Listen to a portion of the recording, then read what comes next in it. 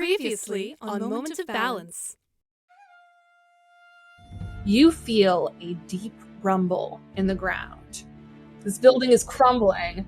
The second those two girls are about to get crushed, they whip up their arms and create this impenetrable shield of earth. I'm Pearl, this is my sister Peony. If there is a chance that something is happening that is causing these disasters, it makes the most sense to go out and stop this from happening again. Well, you do notice a bunch of armed guards by the mouth of this cave. I have spent the previous turn lining up a shot. I am going to aim at his head and shoot. How can you say the world's a better place with this guy dead? Everybody get the fuck out of here. Blackstone Mining Co. The three of you may want to lay low for a little bit. Last we left off, Sabi, you did a murder. I did. Sabi killed a man, and we're going to see what the results of killing a man are in this game that highly discourages killing. I want to start with Sabi. Okay. So, yesterday, Fuzhou had told you that he wanted to meet with you again the next day to try this technique again. For free, you don't have to give him any secrets or anything. So, you gonna go meet up with him? Yes, I'm still gonna go meet up with him. I'm coming from Bame's place, I assume, since that's where I was spending the night. You're gonna go to Fuzhou in your little abandoned lot that you've been practicing in. He's standing there waiting for you, waves you over. Hey, did you go barefoot all day like I asked you yesterday? Sabi looks down at her feet, which are still barefoot. Yeah, I did. I want you to give that thing another shot. Try, just feel the ground, feel it rumbling beneath you. Think about all of the little pebbles you stepped on yesterday. Just feel the way everything works. And I don't want you to roll for this, because you did the thing he asked. I did. What does the earth feel like to you right now? Feels like I'm part of it. Like I'm connected. Like I'm just an extension of the earth. Not necessarily a separate person, but not a separate thing. As you say that, the earth starts to wave. It starts to feels fluid like water. It's shaking a little bit. And Fuzhou stumbles under his feet, and the earth sort of flips him up, and he falls on his ass. Oh, hey, I knew that would work. Yeah. Totally knew that would work. Great job. Thanks. Hey, ever since you gave me that tip the other week about Representative Ashi, I have been off the hook pretty well at the precinct. I have a feeling that one more big job, they're not going to be on my ass for at least a little while. Okay. We just got a very interesting case in. Oh? 3 unusual suspects murdering a man on a mountain. What do you mean by unusual? So we're not 100% certain about the mental facility of the guy who came down from the mountain. He was speaking about a secret mine that we've never seen and no one in Republic City knows about. He was a little off his rocker, it seemed. And the description of these 3 killers were pretty unusual. But one thing did stand out to me. The gun he described the killer using. Really? Yeah. Do you carry your guns on you everywhere? Usually. Do you have them on you now? I want to take a look at something. Okay. She hands one of the guns over after unloading it. He takes the gun and he inspects it, and he takes note of the platinum striations and the Varick Industries stamp on it. See, when you held this gun on me a couple weeks ago, I had never seen a gun like this before. But I've seen guns like this before now. This is the Admiral's friend. And it's not supposed to be given to anyone who aren't police officers. And we haven't even received our full shipment yet. I was told by the guy from the mountain that his fellow security guard was shot by a woman carrying an Admiral's friend rifle. I mean, I don't know if you've been paying attention to the, stuff that you're supposed to be doing for a living, but that doesn't exactly narrow it down these days. Oh, I'm not saying that you're the only person with Admiral's friend rifles out there, but this gun does feel pretty suspect. Do you mind if I take it with me? Yeah, as a matter of fact, I do. Okay. She's holding out her hand for the gun. I know you got dirt on me, but just because I can't go after you doesn't mean other cops won't be on the lookout for people with guns like this. He hands the gun back to you, and he says, like I said, one more big job, and I could be off the hook for a while. So if you have any information about maybe some friends of yours who carry a gun like this, I would love to hear about it. Out of curiosity, what does you being off the hook mean exactly? What do you plan to do when you're off the hook? I can go a good couple months without having to bring back any new info about criminal activity in the city without my fellow cops wondering why I'm not doing my job. All right. Well, I'll keep my eyes open. Thank you very much. Next time you see me, though, I need more info. Yeah, I kind of figured.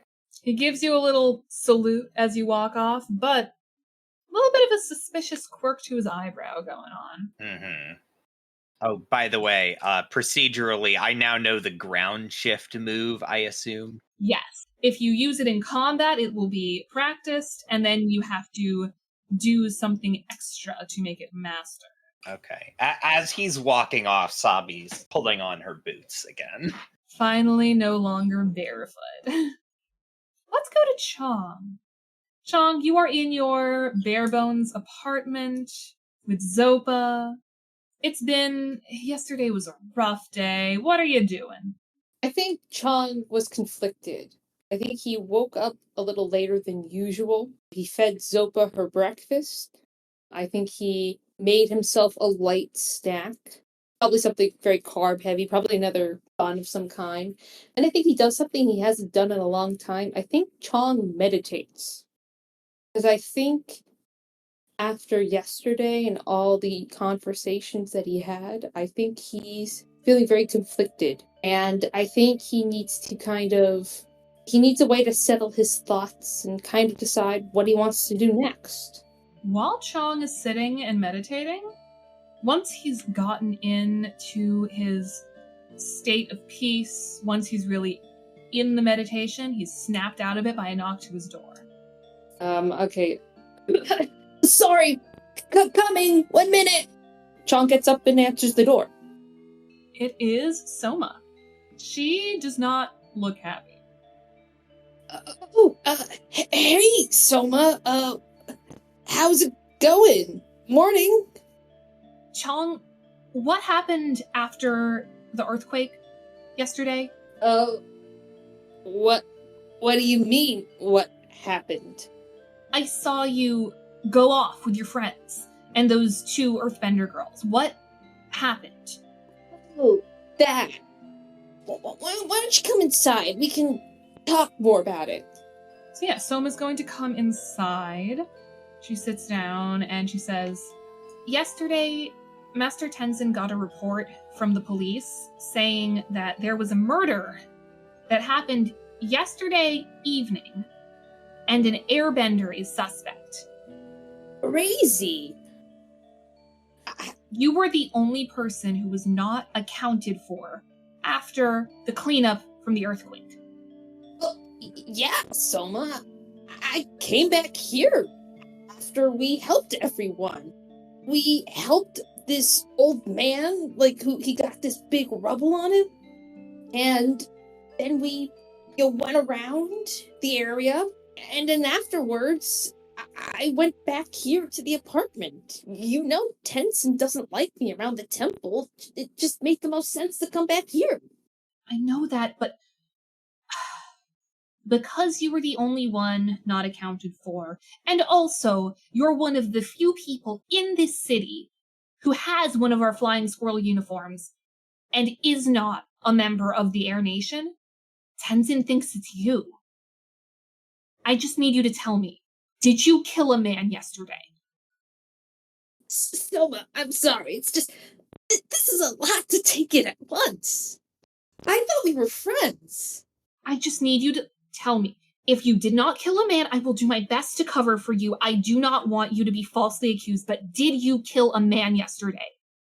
Soma, I swear on my airbending pride, on my life, on Zopa's. And he gestures to Zopa, who's still just happily eating breakfast. I did not kill anyone. I would never. That's all I needed to hear. I'm gonna do my best to cover for you. I'm gonna do my best to, say that you just went home, because I know you just went home. I know you don't like being on the Air Temple Island very much, but I have a feeling you're not gonna be welcome on the island until another suspect is found. If I can ask, how do they know it's an airbender? I know those suits are, hard to come by, but how do they know it's someone who can bend and not just someone in the costume? Because the survivor from this attack said he was bent at. He said that he fought an airbender, a gunslinger, and a Fire Nation noble. And I do know that is what your group of friends looks like. I admit, I have been hanging out with a Fire Nation noble, but sounds like an odd group to do something like this. Where did this even happen? On the mountains outside of the city. There is talk of the survivor being he might not be right in the head, but at the same time, they have to take a murder seriously. People know murder's huge. Of course they gotta take it seriously, but to consider on a bus? Come on, that's for the good guys. They're just taking the information that they got off of the single witness they found. I'll cover for you. I promise you I'll cover for you, but so help me God, if I find out that you killed someone, we are never speaking again. Soma, you were one of the few friends I have, period. I have caused you so much grief. Cover for me and tell them the truth.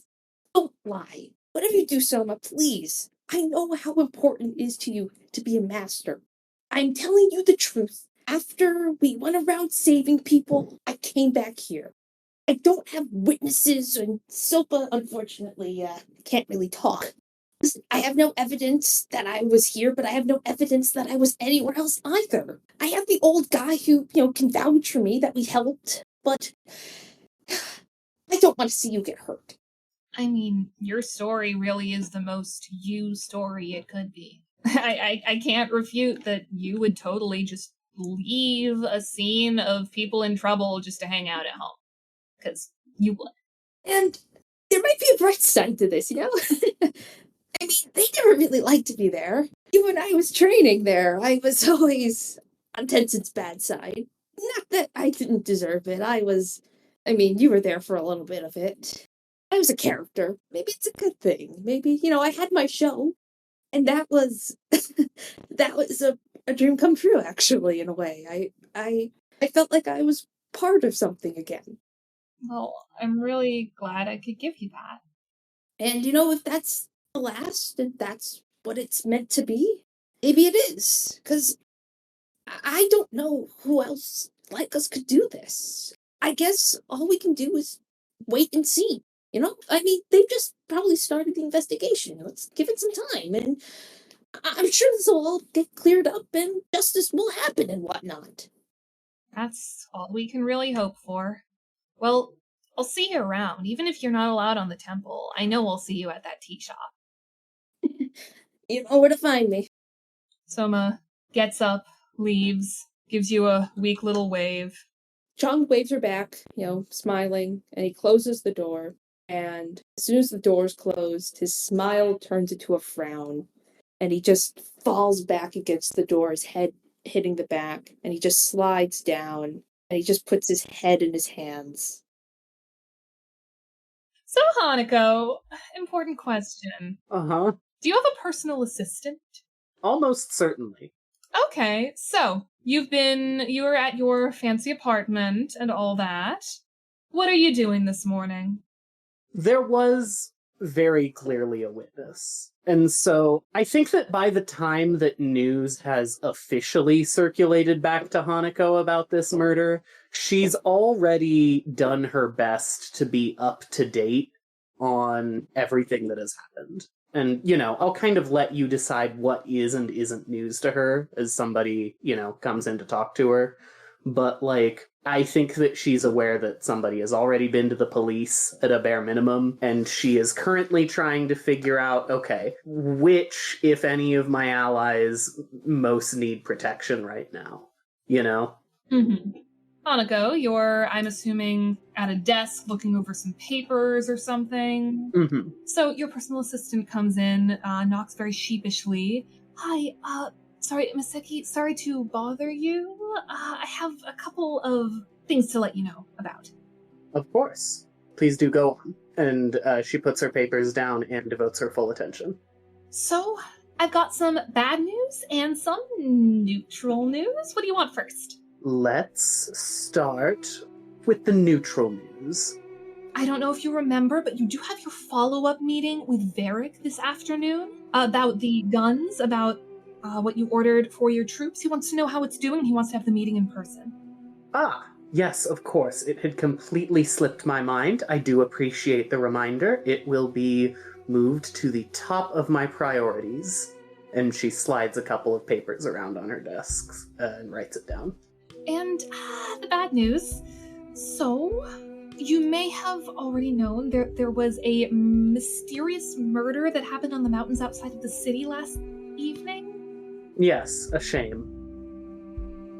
And one of the suspects is a woman in traditional Fire Nation garb carrying a censer, and I can't think of anyone else in the city who falls under that description aside from you.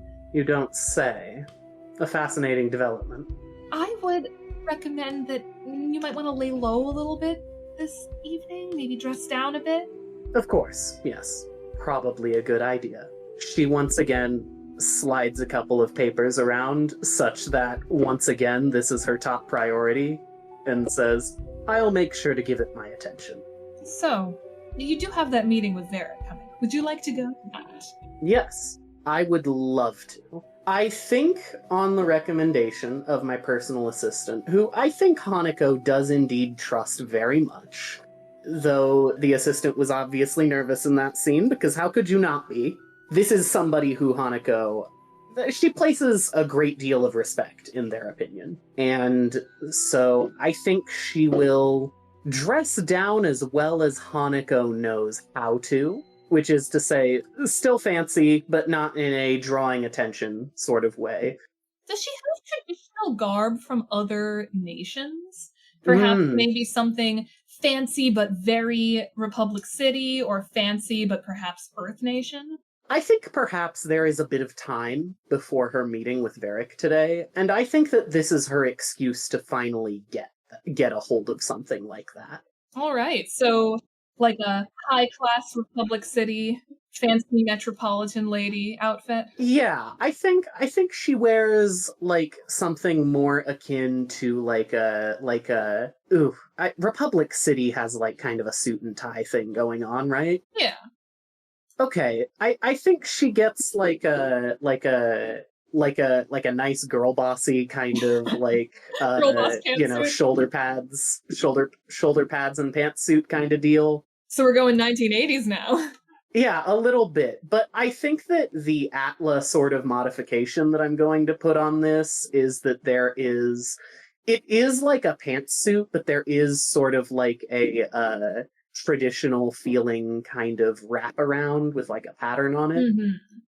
A pantsuit, but with kind of like a skirty thing going on with like a cut up the side so that like the pant of the leg can like come out, right? I think I know what you're talking about. Yeah. Yeah. So yeah, you're gonna show up to Varric's boat in your brand new girl boss pantsuit. He's going to, like last time. Also, sorry, was going to mention, leave the sensor behind today. Good idea. It's very uncomfortable. If anything makes her look and feel anxious, it's the fact that she doesn't have that. So yeah, she's gonna show up to Varric's boat. Like last time, there's no one really guarding the door or anything, so she's just gonna walk right on in, give a knock on his door, and just go on inside. Admiral Hanako Seki, great to see you again. It is always a pleasure, Eric. Now, I would like to get straight to business if you don't mind. I am a bit pressed today. Oh, of course. So, let me know, how are my guns working out for you? Well, they've been a great help, I have to say. The new regiment of my guards, armed with the firearms, has been equally effective to my current bending regiment that I brought with me. Excellent. So, do I take it that that means you're going to purchase a larger order of guns for your homeland? I will have to have a word with my parents about this. I, of course, am an admiral. I have my own military duties, and I can arm my troops, certainly. And I can assure you that my non-bending regiments will be armed with your supply. However, convincing the rest of my homeland will take time, but it is something that I have a great deal of interest in doing. Of course. And, who knows, by the time you've convinced your family and the other Fire Nation nobles to arm the full nation, we may have nicer models for them. That is my hope. Now, before you go, I heard you're a wanted criminal. That's quite the way to open a conversation, sir. Now, I have people in all parts of the city, and I heard about a very interesting murder case that opened up last night, where one of the suspects looked suspiciously similar to you. And he pulls out 3 police sketches. You don't know where he got these police sketches from. Yeah. But he has them, and he slides them your way. Your police sketch, it looks like you, but the hair is straight. It looks more like your mother, actually. But the sensor is unmistakable. What about the other 2? How accurate do I feel they are? Chong's sketch could be any small airbender in an oversized uniform. And Sabi's looks nothing like her, but the gun is pinpoint accurate. Got it. It's as if the police sketch person had her model of gun in front of them as they were sketching. Fascinating.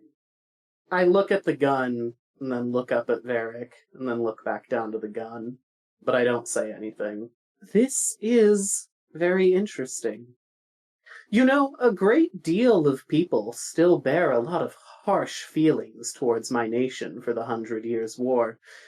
It's possible that this could simply be an attempt to mar my good name. That's possible, but I have a feeling that's not what happened, is it? Where are you going with this? You and your friends are clearly at large right now. I can make that go away if you promise to do some favors for me. Please. A few inaccurate sketches would hardly place me at large. I don't know about that. You might not be carrying that sensor now, but there are very few people in this city, especially Fire Nation nobles, who carry around a sensor at all times. There are people in this city who know you. If this gets out, who knows what could happen? And that model of gun, I know every single person in this city who owns that model of gun. Yes, I'm certain you know quite a lot about this model of gun.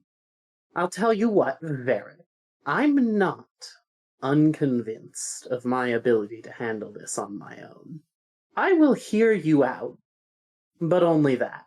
You and each of your friends could definitely do something for me. You're already on the path to doing it. The Fire Nation is a very proud nation. Very proud when it comes to your engineering. To the point where I can't even sell warships to you guys. Honestly, I've had a hard time selling my movers to you guys, too. Something about not liking war propaganda films for other nations. I don't know. But if you are my in for selling my items to your nation, I'll get you off the hook no problem. The airbender? It's not super common to find an airbender who's not in Tenzin's pocket. He could do all sorts of stuff for me. I'll have to chat with him a little to see what he's capable of, but I'd love to have an airbender on my payroll. And her? Well, let's just say I haven't had a stone-cold killer in my pocket since Julie left me for the world of politics. I could use her for plenty, and I have a feeling she's technically already on my payroll. If you and your friends agree, I have my ways. I will erase any history of this little whoopsie that happened up by my mine last night. All water under the bridge, both from me and from the cops. If you don't, well, good luck doing your political dealings when you're a suspect for a murder. You strike a hard bargain. And, if I must say, you're quite brash admitting the things that you just did. I'll have a word with my associates. The offer stays open. Just bring him here. We'll sign some paperwork. It'll all be over with. A pleasure doing business, as always. Pleasure on my end, too. I'll hear from you soon.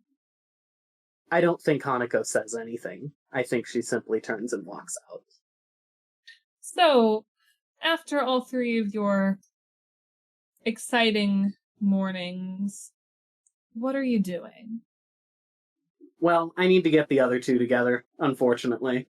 I feel like I was probably heading back to Hanako's place at some point. Well, let's say the two of you meet up in front of Hanako's door. Yeah, I think you come up to my manor, and, like, you know, there's usually a bit of a rigmarole for you to get in, right? Like, the guards know your face at this point, know to get you behind the gates and keep you in view of the street too long. But, like, you know, there's a process of informing me you're here, waiting for me to greet you properly, etc., etc. I'm eventually escorted out. Sabi. Hey, so the local police have unsurprisingly discovered evidence of what happened yesterday and are now interested in anyone using the particular model of firearm that I happen to own, along with half of the other criminals in this damn city now. Yes, we should have a word about that. I've seen the sketches. Oh, okay, that's news to me. They're not particularly accurate. The equipment is, but the people are not. I'd put money on the cops having the gun there in front of them when they made the sketch. Oh, I would as well. In fact, I'd put money on Varric giving them the gun. How'd the meeting go? Well, that's the thing. Varric showed me the sketches. Okay. Doesn't really surprise me very much. He also admitted to owning the mine, which was quite a shock. He wants us on his payroll. He wants us on his payroll? If we accept the job, he says he will make it all go away. He must know that we're the ones that shut his mine down. I'll be frank with you. I think he's impressed. God, of course he is. If he just wanted us out of the way, then we'd have been waking up to a bunch of cops in our faces. So, yeah. The offer extends to each of us, and the offer extends to each of us individually. Huh. He seems to have separate things he'd like each of us to do for him. With the monk? He wants an airbender, plain and simple. It's a unique set of tools that he does not often have at his disposal. That sounds unsavory. I think at this point in the conversation, Hanako has kind of guided you inside. Mm-hmm. And she, like, opens the door to, like, a side room where we will not be bothered or overheard and motions you inside. Now, Sabi, we should have a word about what happened, because I know it was not good for you. Yeah, that's putting it mildly. That's the thing. Varric sees his use for you as having a, quote, stone-cold killer on his side. Yeah, I guess that shouldn't surprise me. Maybe not, but it concerns me. The idea of you putting yourself out there for him like this, I can't make the decision for you, and I won't, but I don't like it. Yeah, well, I've done this before. You know that, right? I'm very aware. I will be frank. I may not have initially hired you if I didn't trust that you could get the job done when necessary. But I've grown to care for you, and I've seen how this impacts you, and I do not wish to be the cause of more of that. Yeah, well, the last time it had me leaving bossing say in the dead of the night, so I don't know if you'd say it worked out great. Look, your sketch, it was easily the worst of the bunch. If you could ditch the equipment, find something new to work with, I don't think that you need his help to get out of this. I don't know. I don't exactly trust this guy at all. Oh, nor do I. It just keeps feeling like we're poking around the edges of something bigger than this. The mine, these guns, this whatever deal he has with whoever. I'm assuming he's got some connection to Bombay. Whatever he's trying to arrange with you and the Fire Nation. It's big. Yeah. We do not need to come to this decision immediately, and I'd like to have a word with Chong before we do. But I wanted to get all of that out before he arrived. I don't think Chong is cut out for this shit. Nor do I. I feel quite bad about involving him in all of this. Like, I think that's the part that I feel bad about. I don't know if I told you what happened in Bossing Say. Would you like to? I mean, there's not a lot to it. It was the same as what happened with the bad job. This girl I was working with got into trouble, and I did the same thing. I aimed a pistol at a man's head, and I pulled the trigger, and physics and terminal ballistics did what they do. And I keep going back to that because I knew exactly what I was about to do, and I chose to do it anyway. And I don't know if I feel good or bad about it, and I don't know how to feel about that. What happened in Bossing Say was like, Shun basically told me to get the fuck out of the city, gave me a letter of recommendation to Bombay, and just, that was it. Everything happened so quickly, and nobody told me anything about it being the wrong decision to make. And now I just keep thinking about the way that Chong reacted, and I don't know why, but I still don't know if I made the wrong decision. I just... he's so, like, nice to everybody, and he doesn't deserve to be a part of this. I was born into it, and I don't know exactly how you came into it, but you seem weirdly comfortable with this whole environment, and he's just some guy. I think you could also say that I was born into it. That's fair enough. We were born into it in very different ways. We came up in very different environments. But one way in which we grew up, exactly the same, is in a desensitization to violence and to screwing over other people to get what you and the people you perceive as your family need or want. Yeah, I talked to the Bame about this, and as far as she's concerned, if the people she cares about are okay, she's fine. And I don't know if this kind of thing bothers her because I can't get inside of her head, and I've never been able to get inside of her head.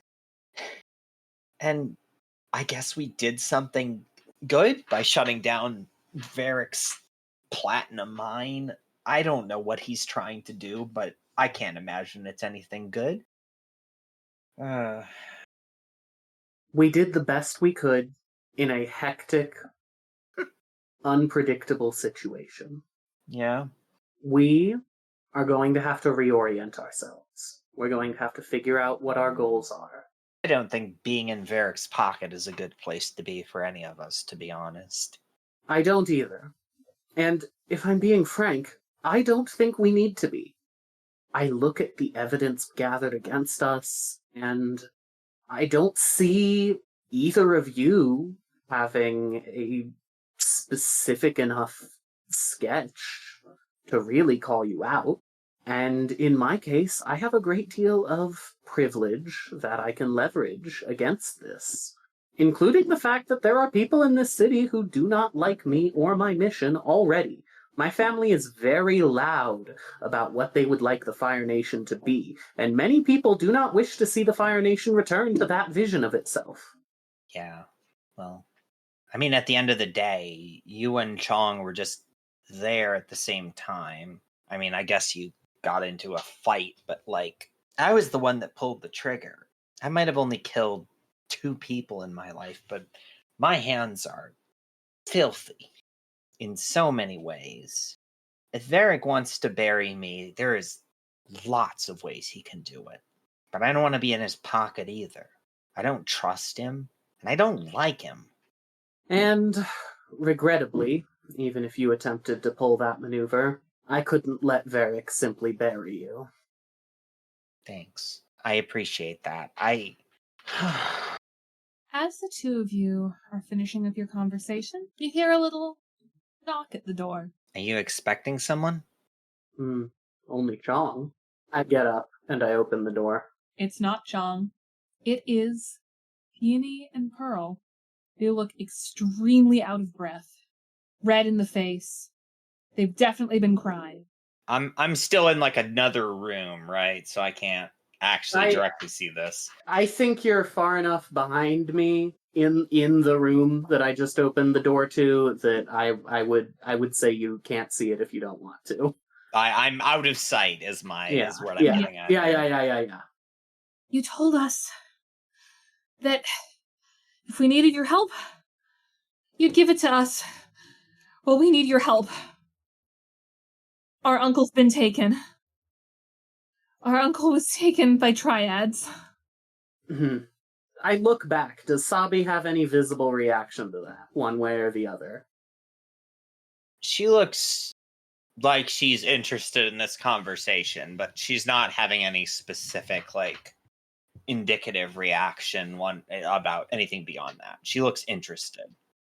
I invite them in. They take a moment to catch their breath. They're, honestly, taking a moment to look at all of your fancy Fire Nation stuff because it is quite impressive. I shut the door behind them and I say, this room has been reinforced against the traveling of sound outside of it. You may speak freely with us, and I would encourage you to. Pearl is currently distracted by something, but Peony steps forward and says, early this morning, we were just in our uncle's house. There was a knock at the door, and 3 really large, I think they were Water Tribe, they looked Water Tribe, men showed up and said that he owes them too much. He hasn't paid back his debts. It's time for him to repay his debts. They just grabbed him by the shoulders. They took him. I don't know where he could be. I went to the cops, but they seemed really distracted with something. And I've heard of how they deal with triad activity in this city. They don't. They never do. So you seem to know stuff about the underground world of this place, clearly. Can you help us? Question. Can they see me yet, or am I still, like, out of sight? I invited them in to the room with us. Okay, so they have seen me. What do they have like a reaction? Because So while Peony is talking to Hanako, Pearl got distracted by a shiny thing, but then sees you at the corner of your eye, at the corner of her eye, and like jumps, sort of looks like a scared cat, and shrinks back. She's not going to hurt you. If you need my help, you need her help. Pearl gives a terrified little nod. does anything in the description they've given so far like ring any bells for me based on my experiences in the city? The well-known waterbender triad is the Red Monsoons. Mm-hmm. How familiar am I with them? You don't know that many details about them, but what you do know is they do have a very famous bootleg alcohol operation going on. Like, that's their main thing, is bootleg alcohol. Mm-hmm. You don't know anything else about them. You don't really know anything about their leader, but you think Bombay might. There's someone that I can take you to that might be able to help. They'll help get him back? Or I can't make any promises for someone else, but we can at least hear you out. What was your uncle involved in anyway? Do you know? he's a small shop owner. Kind of shop. It's a little shop, a little convenience store down by sort of uptown area, 70th Street. It's pretty close to the Pistols headquarters. Interesting. I pull Sabi aside for a brief moment, just voice low. There aren't any waterbender girls in your triad, are there? Anna, are there that I'm aware of? I mean, there's Iru, but she's a water triad, she's not a waterbender. No one other than you is a bender in the Pistols. As far as I'm aware, I'm the only bender in the Pistols. That's kind of like our whole thing. Right, yes. It was worth checking. No, it's a good question to ask. I turn to the two of them, and I say, we can get in touch with somebody. We can see if we can get some information on the people who took your uncle. We can do our best to help him, even if we cannot get her full support. Right, Sabi? Yeah, I mean, at the end of the day, we're still our own people. And even if you decide you need to lay low for a bit, I owe the two of you a favor. I'll step up to this task on my own if need be. No, you don't have to do that. I wouldn't ask you to do that. I'm the one that started this. I owe them as much as you do. Well then, I would say you've got two very capable people in your corner on this. I'm not super comfortable trusting her, but whatever you can do. Whatever you can do. I can promise you that there will not be another incident. So, question. Do you guys want to go straight to Bombay, or do you want to find Chong?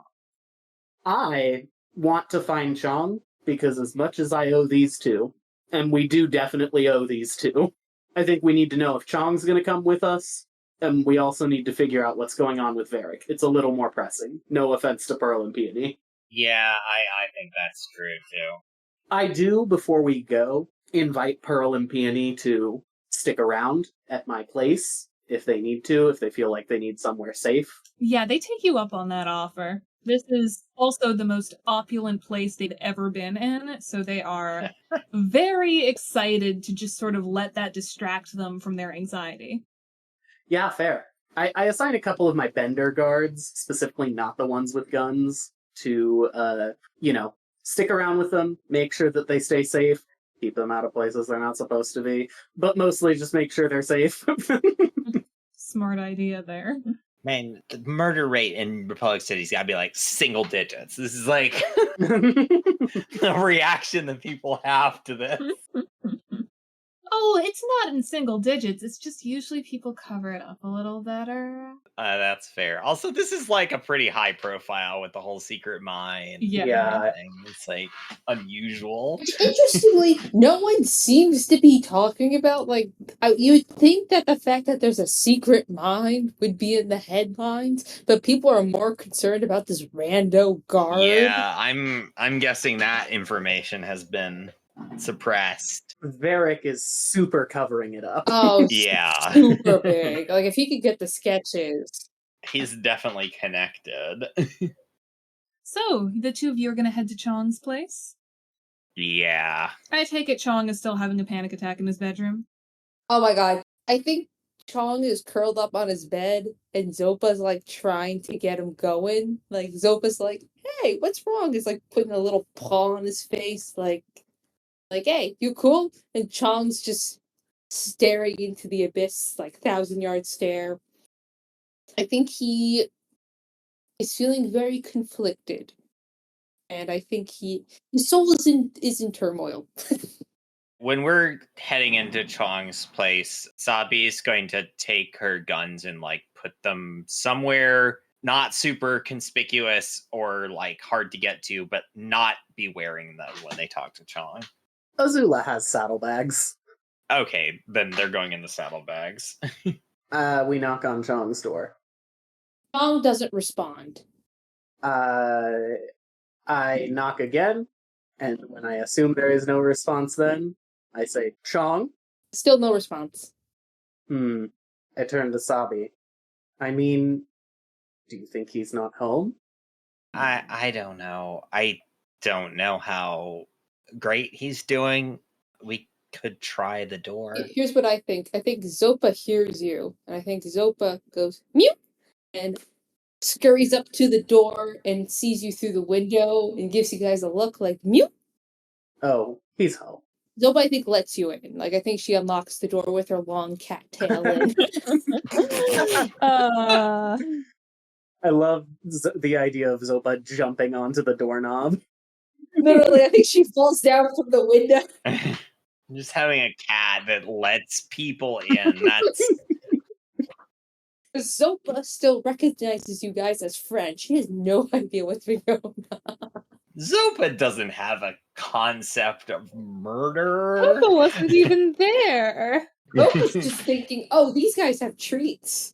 I think this is the first time that Hanako bends down and of her own volition gives Zopa a pet as she thanks Zopa for letting us in. Oh, Zopa's side. She, like, puts her head into it and gives, like, a little purr.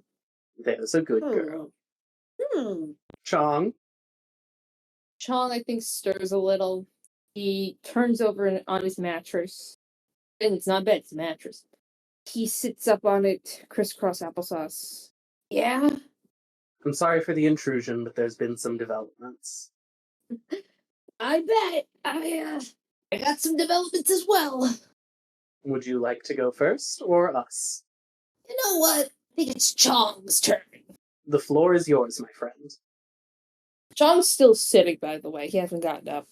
Here's what happened to, like, me today. So I, wake up, not feeling great. I take care of Zopa. I try to eat something. It like, didn't go so well, but I tried. Then I tried to do a little meditating, and then for a few precious moments, I feel a little better. You know, I feel like things might be okay. And then my good friend Zoma comes in, and she tells me that a report went to Tenson, that one of the suspects up in that ye old mountain mine thing was an airbender in one of the costumes, and that he thinks it's me. Zoma is covering up as best she can. But apparently, until another suspect or until I'm cleared, which who the hell knows how that's gonna be, I am not welcome on Airbender Island. I am unlikely to talk to Soma ever again. Let me tell you, I don't have a lot of friends. And the idea of losing her and losing a whole freaking island who didn't even like me to begin with is a hell of a lot to take in a morning. And then after that, so after lying to Soma that I had nothing to do with this, I've just been lying here, wondering what the hell I'm going to do. So, what's up with you? I'm deeply sorry to hear that, Chong. Sabi is back, like, at the entrance to the room with her arms crossed, not saying anything. It is visible that she's not wearing her guns. Like, she wears the kind of, like, cross holsters normally, and they're empty. I think Chong sees this, and I think for the first time, you see Chong get a little angry. No, it's not. Last time he got angry when you called him a monk, like a little. But now, like you see him kind of have that same anger again, being like, "Hey, you can come in, unless you don't care. I'm just some monk, which I'm not." Sabi's not responding to Chong or anything. She's just kind of standing there, so.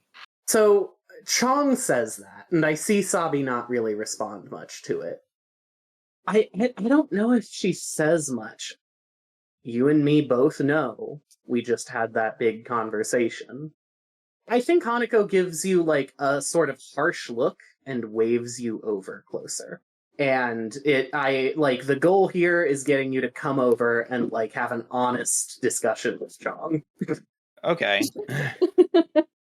Use that lodestar mechanic, it works perfectly, etc. Yeah. Yeah. All right. Sabi kind of like puts her hands down and takes a deep breath and takes a couple of steps toward Chong. Look, I know you don't know me very well, but this isn't the first time I've been in that situation. But I know it's the first time you've been in that situation. I chose to be a part of this. I chose to live the way that I do, and you didn't. And I'm sorry. I don't know how I feel about what I did yesterday, because I was doing it to protect somebody that I care about. But I do feel bad that I dragged you into it and made you a part of it too. This is not something that you should have to be a part of if you don't want to. And you and Hanako are the ones that are getting fingered for this more than me. I want to make that right for you, and I don't want you to end up having to do something more that you regret because of it. I think Chong takes a moment to consider your words. He looks you both like in the eye as he thinks about it. I appreciate that. I don't know how I feel about yesterday either. Because we were in a dangerous situation. Why didn't you shoot him in the leg? Chong, I'm going to be honest with you. I'm not a good person. I do what I need to do to survive, and I do what I need to do to keep the people that I care about safe. And sometimes I feel like shit about those decisions, and I make those decisions anyway because the people that I care about matter more to me than some random asshole. But you're a good person. You care so much about everyone in a way that I can't even imagine.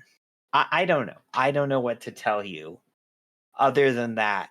I saw a way to stop what was happening, and I took it. And I'd rather feel bad about the decision I made than not having somebody that matters to me around to criticize me for the decision I made. I don't expect you to understand that or agree with it. But I also don't think that you deserve to have to live with those consequences. Is me being an airbender and having these beliefs, despite not being a monk, going to be a problem for you? Sabi's laughing in a very like humorless kind of way. Like this is just a lot happening, and are you? What I'm saying is that the reason I joined you guys, wanted to join you guys, help you guys with the cabbage head murder thing, is because I've seen your work around town. And of the bad stuff, but reasonable amount. And you guys didn't know a lot about me when I joined you. You just knew I was just some kid, playing my instrument and selling secrets for coins and whatnot. I've knocked a few people over, but I don't think I'm a good person. I don't get on Tencent's bad side for being a good person. I think we all own definitions of good and bad. I've broken the law before. I don't like hurting people, though. The things I do, yeah, you might owe someone some money, or you're paying for some things you did bad, or maybe even good. I don't like hurting people. And I knew that joining this, we might need to get into a few fights. But I knew that whatever those fights would be, they'd be because we were doing something for the greater good.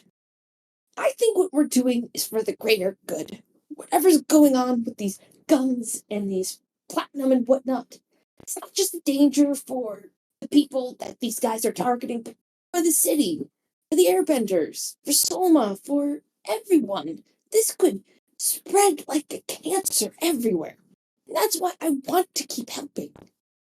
But I need to know that if me not wanting to kill people is going to be a problem. Because if it is, I will recuse myself. Because you guys, while doing something for the greater good, are going to do it in a way that I can't abide by. You know what? Chong, you're calling Sabi out towards restraint. I don't think that Sabi's necessarily in disagreement here. Yeah, so you don't think that on a bad roll that Sabi would want to continue being towards results? I think that's more complicated than that. I think if you let the scene play out, I'll take the shift though. Chong should also shift away from center. Yeah. You're going to be +3 loyalty right now. If you get one more, you're going to lose your balance, which means you are going to obsess over that loyalty to a degree that's not healthy. You don't have to worry about that yet because you're still only +3. You're not past the end of the track, but keep in mind what you'd want to do if you go off your balance track. She leans in and looks at Chong. Like, this is the first time she's looked Chong in the eyes since she killed that guy the other day. Chong, I don't like hurting people. I hurt people because I care about the people around me, and that's the only thing that I'm really good at. I've done this once before, and it forced me away from the closest thing I had to a home at the time. And now I don't want that to happen again. I'm tired of losing the people that I care about. I'm tired of running away from my home. And I'm tired of seeing the people that I love get hurt. And I don't know you very well, but you don't deserve to get hurt by me either. I don't know if what we're doing is for the greater good, but I do know that whatever's going on is gonna hurt people. It's gonna hurt a lot of people, and it's gonna hurt people that I care about. And I don't want that to happen. And you're really useful. You're really good at what you do. I think Chong sits up a little prouder at that. It's not very often Chong gets a compliment. Yeah, especially from Sabi, who has, up till now, treated him kind of like a child. I'm going to try to hurt as few people as I need to see this through. I can't give you some big declaration because that's not the kind of person that I am, but I will do everything I can. This matters to me. And there's not a lot of things that matter to me. And I hope you understand how much that means. She kind of shifts back and looks away again. Chong thinks for a very long moment. Zopa probably walks over to him, probably curls up into his lap. And then I think he softly says, "Okay, thank you for telling me that. I, don't really know what to say to that, honestly. It's, I'm kind of surprised you think so highly of me. Not a lot of people do." Yeah, well, I underestimated you, so I can't be the only one.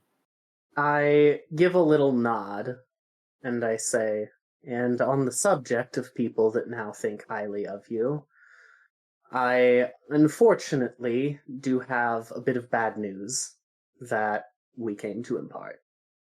Well, I'm quite a bit of bad news today, so, you know what, let's make it a sandwich. Let's just Keep the layers coming. Now, I will admit, it is possible that this bad news may be able to help solve some of your earlier bad news. I had a meeting with Varric this morning. The crazy gun guy? The crazy gun guy, indeed. It was eventful. He admitted to owning the mine, and also is blackmailing us. Now, I've seen the police sketches. He showed them to me. I do believe that the evidence currently built against you is not particularly strong, for what that's worth. However, Varric has promised to make all of this go away if we end up on his payroll. He would like to arrange a meeting with you to see exactly what he could use an airbender for, but he is certain of the usefulness of having an airbender with a flexible moral compass around. Oh, yeah, that's pretty bad. He's not the kind of man you want to be in the pocket of. Especially because, I don't know if you guys noticed, now that there's so many airbenders around, there are so many bad things you could do with air. Like, you could, I can't even get into it. It's nasty. Yeah, no, do you know where I lived before I came to Republic City? No, did you live somewhere before Republic City? Sabi's looking kind of confused. Like, I grew up in Ba Sing Se, the Earth Kingdom capital. The one where the Earth Queen was killed by the airbender. Oh, yeah, She but... choked him. That was... Oh, yeah. Yeah, you're right. It's real bad. You can do some real bad stuff with airbending. In my defense, a lot of people know about that one. The rumors flew. That was, while really bad, really impressive technique. But that's aside from the point. There's more than just choking that you can do. Heck, my spying stuff's still pretty new. But still, regardless, you want to work for this guy. Everything you say about him sounds nuts. And that will not solve my problem with the air temple. I will tell you right now, if they find out that I'm working for a guns dude, someone will be so mad. In fairness, I don't think they would necessarily know that you'd be working for him. I get the impression he wants something a little more on the down low, and he did promise to make everything go away. Now, I don't know how he intends to do that. It's possible he may throw another airbender under the bus, which I'm certain you would have an issue with. Yeah, I mean, I get the sense that he's pretty connected in general. I think he could just bury the case if he wanted to. I have a thought, though. I'm not going to work for Ivar Blackstone Varric. I would sooner cut my own hand off. But I do think that I should meet with him. Because I think it might be interesting to know who he wants killed. I was thinking, one thing we could do is, by doing that, mutual destruction. Mutually insured destruction. If we have dirt on him, he can't do anything to us. Getting dirt on Varric is not going to be as simple as getting dirt on Representative Ashi. But whoever he wants killed has to have dirt on him. If we help the guy he wants killed, we might find something. Unless, of course, he wants, Henson or someone killed. Then we're screwed. But aside from that... I mean, I'd like to mitigate the damage from Varric as much as possible, and I think it's very interesting that he specifically wants the three of us. I mean, okay, I get his deal with Hanako, that makes sense, and yeah, I guess there's a novelty to having an airbender who is in his pocket, but also, I'm not the only person in the city who knows how to shoot a gun. And I'm not the only person in the city who's taken someone's life before, but this feels very, very pointed. Let me float this. As I mentioned to you, Sabi, this is an individual deal. As far as I understand, each of us can accept and reject it as we please. I could set up individual meetings for the two of you, and we could meet up and make our final decisions after the fact. I think it would be a good idea. There's also the other little issue that we've dug up. Oh, God, there's more. Oh, yes. The two earthbenders we were traveling with the other day, their uncle has been kidnapped by a rival triad of the piercing pistols. I promised them help with whatever they may need, and so we're going to have to take care of that at some point, preferably soon. Did they give the name of their uncle? They may have not said it before, but his name is Uncle Chien. Uncle Yeah. Chip. Okay. And they also gave Hanako the address of his little convenience store. Oh, we could go take a peek around. I'm sure he's selling booze. Okay, yeah, that's a lot. Here's like my concern with Barrick's meeting. Does this guy strike you as patient? Like, how long are we gonna be able to talk with him about this and think about this before we have to make a decision?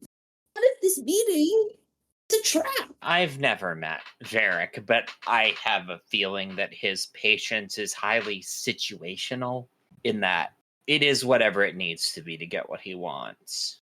I got the impression while I was speaking with him that he was highly patient, and I do believe that this was at least in part so that he could give me the impression of a sense that I was retaining some power in the situation. It's entirely possible he'll take a different tact with the two of you. In your opinion, Hanako, how powerful and how dangerous is this guy? Well, he's the man behind all of the massive influx of platinum weapons and runs the largest arms manufacturer in the world and controls most of Republic City's politics, so moderately powerful.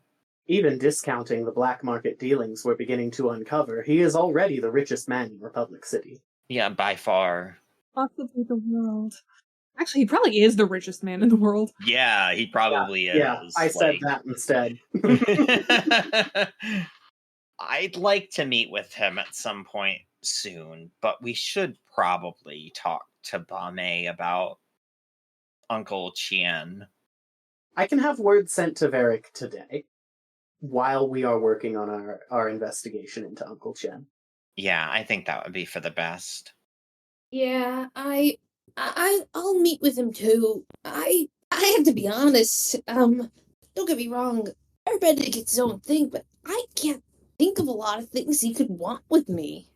So I want to know what he wants with airbending, and if it might affect the island. Are you kidding?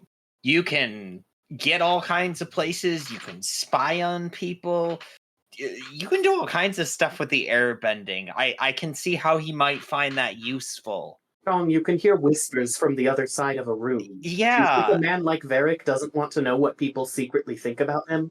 You know what? That was a stupid question. Now that I think about it. Okay, yeah, but maybe there's something else as well. Like, I should talk to him. I'll talk to him. I'll get a vibe. Yeah. Yeah. We all agreed not to take the deal, like, as we're talking, right? We're all gonna convene afterwards. Yeah, no, you shouldn't take any deal that he offers you. It's even assuming that he intends to keep his word, he's not the kind of man you want to owe. Oh, no, I don't want to take the deal. I just want to make sure we're not all gonna flat out say no to his face. Do exactly as I did. Go in, speak with him, understand the terms of your deal, and then tell him you will think on it. You will get back to him within a day or two. Do not mention that you are going to discuss it with the rest of us. He will probably assume as much, but do not mention it. He's not an idiot. He may be an asshole, but he's not an idiot. I had that impression. You gotta realize, Chong's never Chong never really talked to someone that powerful before. I kind of just listen in. I have an idea of what y'all do. It sounds like y'all just talk about the weather and tea and then like something really important and then you leave. A handshake or whatnot. It doesn't sound like he drinks tea. I'm sure he does. What I'm saying is, Hanako, have my meeting either before, be strategic with what time you have him meet with me, like either before or after Sabi, because he's either going to be in a really bad mood or a really good mood. He's going to find my naivety either really refreshing or really disappointing. No, on the contrary, I think you and Varric and Chong don't take offense to this, but I think you and Varric will get on just fine. Okay. All right. So, are you guys going to make your way over to Bombay? Yeah, I'm gonna take a quick stop at my place, get word sent to Varric to schedule meetings for Sabi and Chong, and then we're gonna head over to Bombay. I'm putting my Alright. guns back on, by the way. Good Just so that idea. we're clear on that. Tom watches and gives a nod. He's like, okay.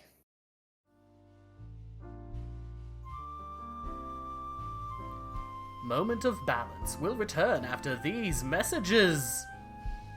Are you tired of the hustle and bustle of Republic City dragging you down day in and day out? Want to escape to a simpler time where life didn't move so fast, people weren't so rude, and the water was always clean and clear? Well, my friends, come visit scenic Boulder Lake. Boulder Lake is a quaint town surrounding a mirror-clear lake, out in the country, but accessible to Republic City by motorway and direct bus line. As soon as you set foot in this lovely town, you'll never want to leave. Sample the local delicacies, swim in the beautiful lake, and take in the amazing natural beauty and fascinating wildlife. By the time you're ready to leave, you'll never want to go. So come to Boulder Lake and have a Boulder day. How's the flurry? Thrusters are burned out, of course they are. We lost both manifolds. The dimensional inversion dish is bent out of whack. Oh, and all of the saved stations on the FM radio have been reset. What does that mean? Well, it means we'll have to search for that alt rock station you like again. They're back. I'm Meanie. He's Llewellyn. I'm Herman! Yes, sorry. He's new. Facing the multiverse with optimism. Right, well, we're dead. We're dying. This is it. And top-tier expertise. I think I've got it working. Whoa! These electrical readings are off the charts! Yeah, you're holding it upside down. Oh. Tackling danger wherever they find it. When are you gonna land us somewhere cool? Well, it's not like we can steer the bloody thing. Come on! Give me dragons! Give me pirates! Arr, trespassers! Okay, space pirates. Way to split the difference. And facing impossible challenges. Llewellyn, have you considered that there will be realities where you just can't get Newcastle Brown Ale? No, I refuse to accept it. Lobsteroids, yes. Religious robots, sure. No Nuki Brown? It's just not possible. But can they find their way home when they can't even trust each other?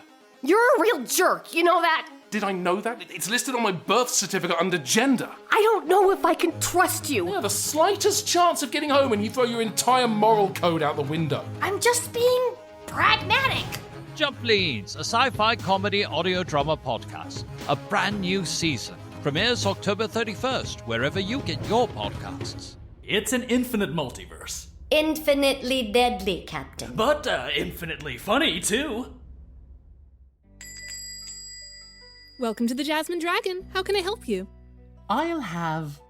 Oh, is that a new menu? Yes, it is. We just got a new tea supplier, Many Worlds Tavern. Want to take a look? Yes, certainly. You offer all of this now? Not all of it. We've got a few flavors in the shop, but they're an online tea and coffee company, so you can have tea sent straight to your house. I'm going to pretend I know what you mean by online. Or what's this here, about a monthly subscription? They've got a couple of monthly subscription packages. The Treasured Realm Single Origin Coffee Blend and the Fabled Foliage Tea Selection. Each one comes with a bunch of fun accessories, like stickers, collectible cards, and a set of dice. It's tea for the tabletop. Dice? I am partial to Pai Sho myself, but I don't think I know any dice game. games? I think there's a version of Street Pie Show that uses dice. I'll consider it. They sell all kinds of gaming accessories too.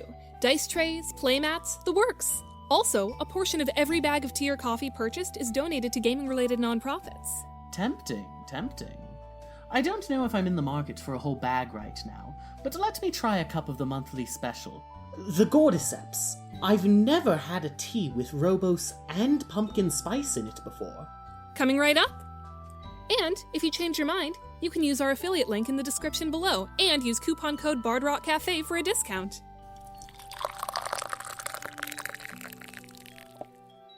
Here you are. Thanks for stopping by the Jasmine Dragon. Anytime. Ooh, that's good.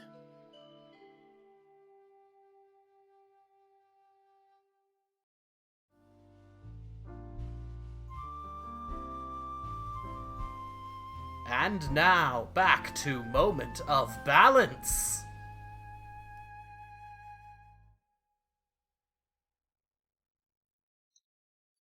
So, you guys are going to make your way back to Bame's place. As always, she's hanging out there. There's a couple other girls in the living room lobby area. Usually there isn't anyone, but there's some people around today.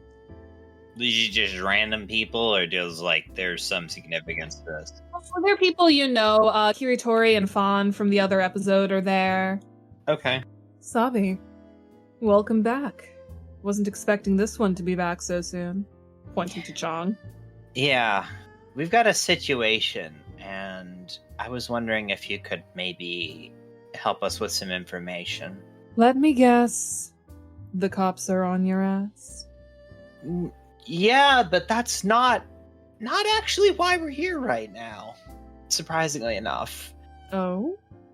So, there are these two earthbenders that came to Hanako with a problem. Their uncle, Uncle Chien, he runs a store near here, actually.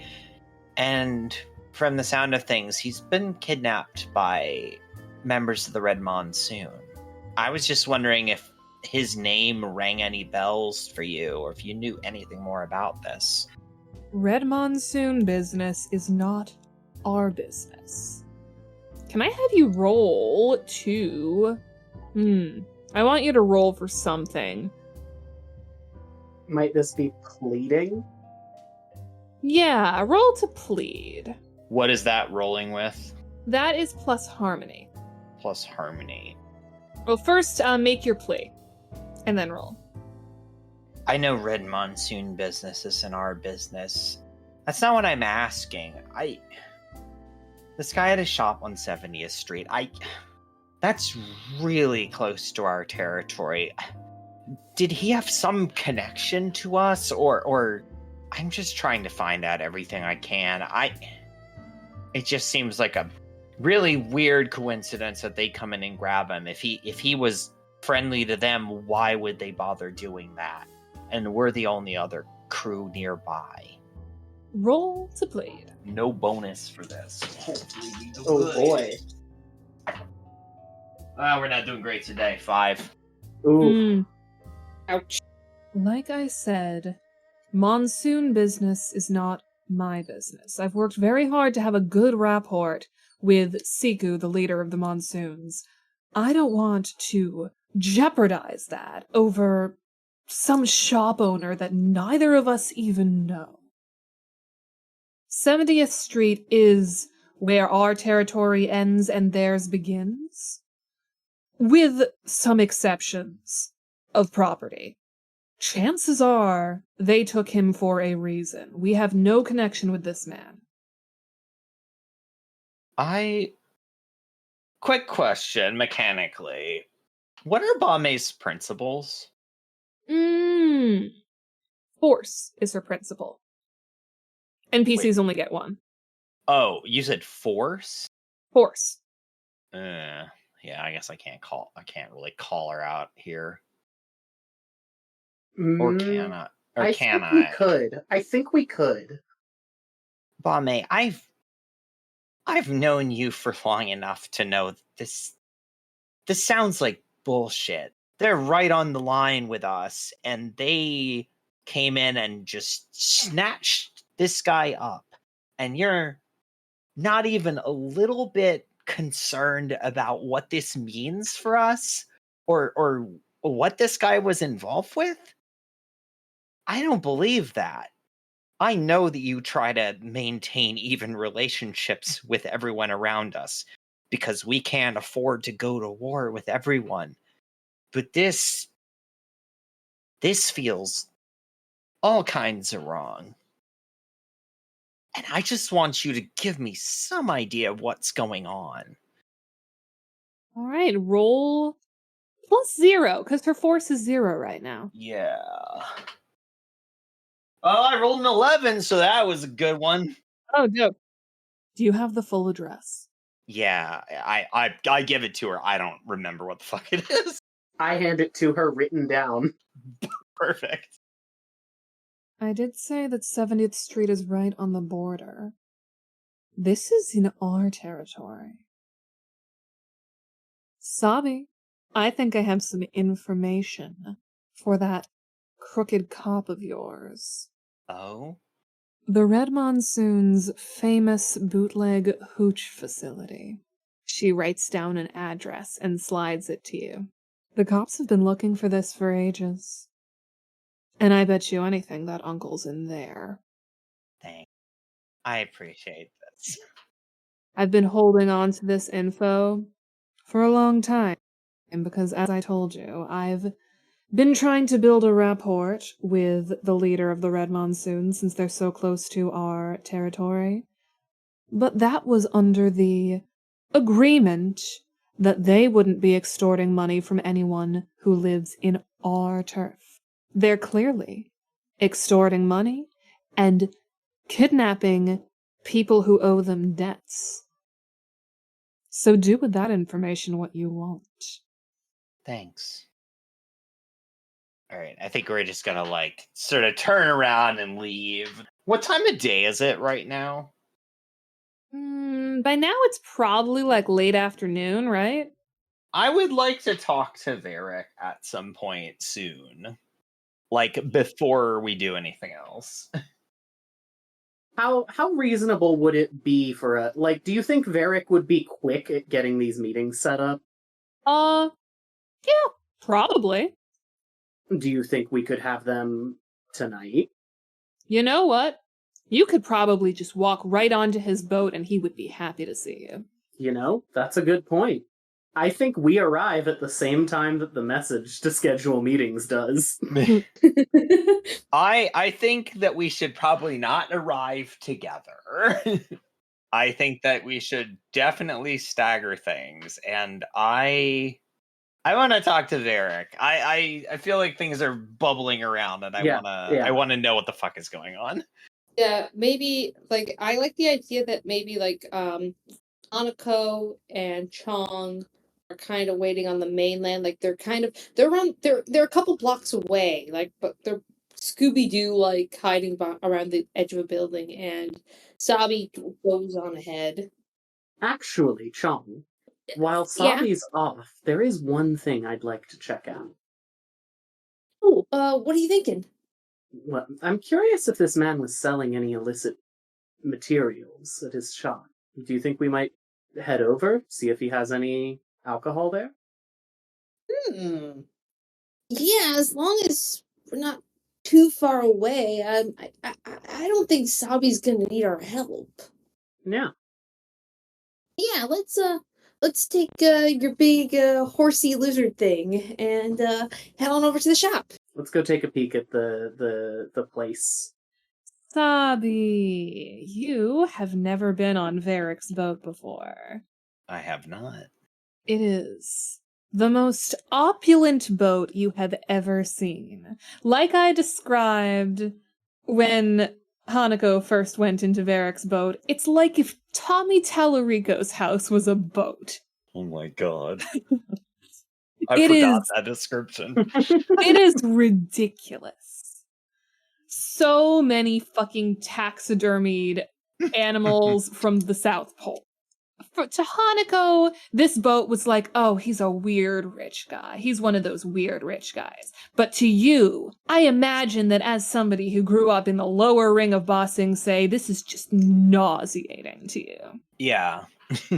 Sabi's in full, like, business time mode, too. Like, she's really, like, playing up the detachment and general aloofness and all that. You approach Varric's office. The door's closed. You can't just walk right in, but there's no one to greet you. It's, same as it is with Hanako, when Hanako came. It seems surprisingly disorganized for such a insane operation. Okay. Is the door unlocked? Yes. I'm going to open the door and walk in. Varric was in the middle of reading that note that Hanako just sent. And he sees you and he jumps out of his seat. Oh my god, I didn't realize that I could schedule meetings with my mind like that. Huh, maybe I should patent that. I heard you wanted to speak to me. I did. All right, well, you're talking to me. You're one of Bob May's girls, aren't you? That's right. I knew it had to be one of Bob May's girls. I've given my Admiral's friends all over, but the piercing pistols, you know how to do it right. I hear that you are wanted. I've heard a suggestion that might be the case. And I know how to get you unwanted. Okay. And I have something that might sweeten the deal a little bit, too. He pulls out a large briefcase, opens it up, and inside are 2 shiny, gleaming President's Friend pistols. I recognize these guns. I'm sure you do. Gave one to your boss the other week. Have you ever shot one? They're real nice. I believe you. Shoot like butter. And no metal bender can touch them. Solid platinum. The ones you got right there, crap. I mean, not crap. I did sell them to the cops, but like, this is what you want. So, what exactly would I have to do to warrant such generosity from you? I'm looking for someone to help me with some of the heavier jobs. You know? You don't get this rich without threatening a few people. I'm sure you have people for that. Why me?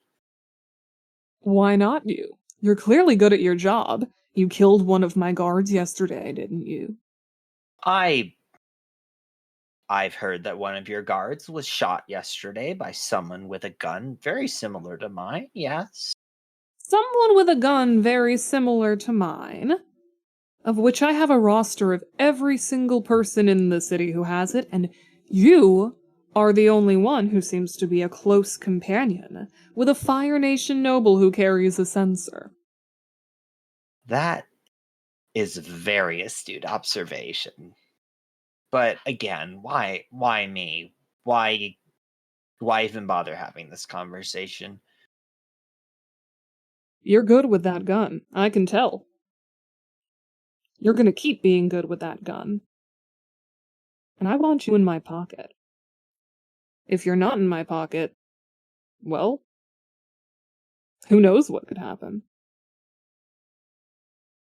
So, you just want me on call? Or is there something more specific that you had in mind? On call is pretty accurate.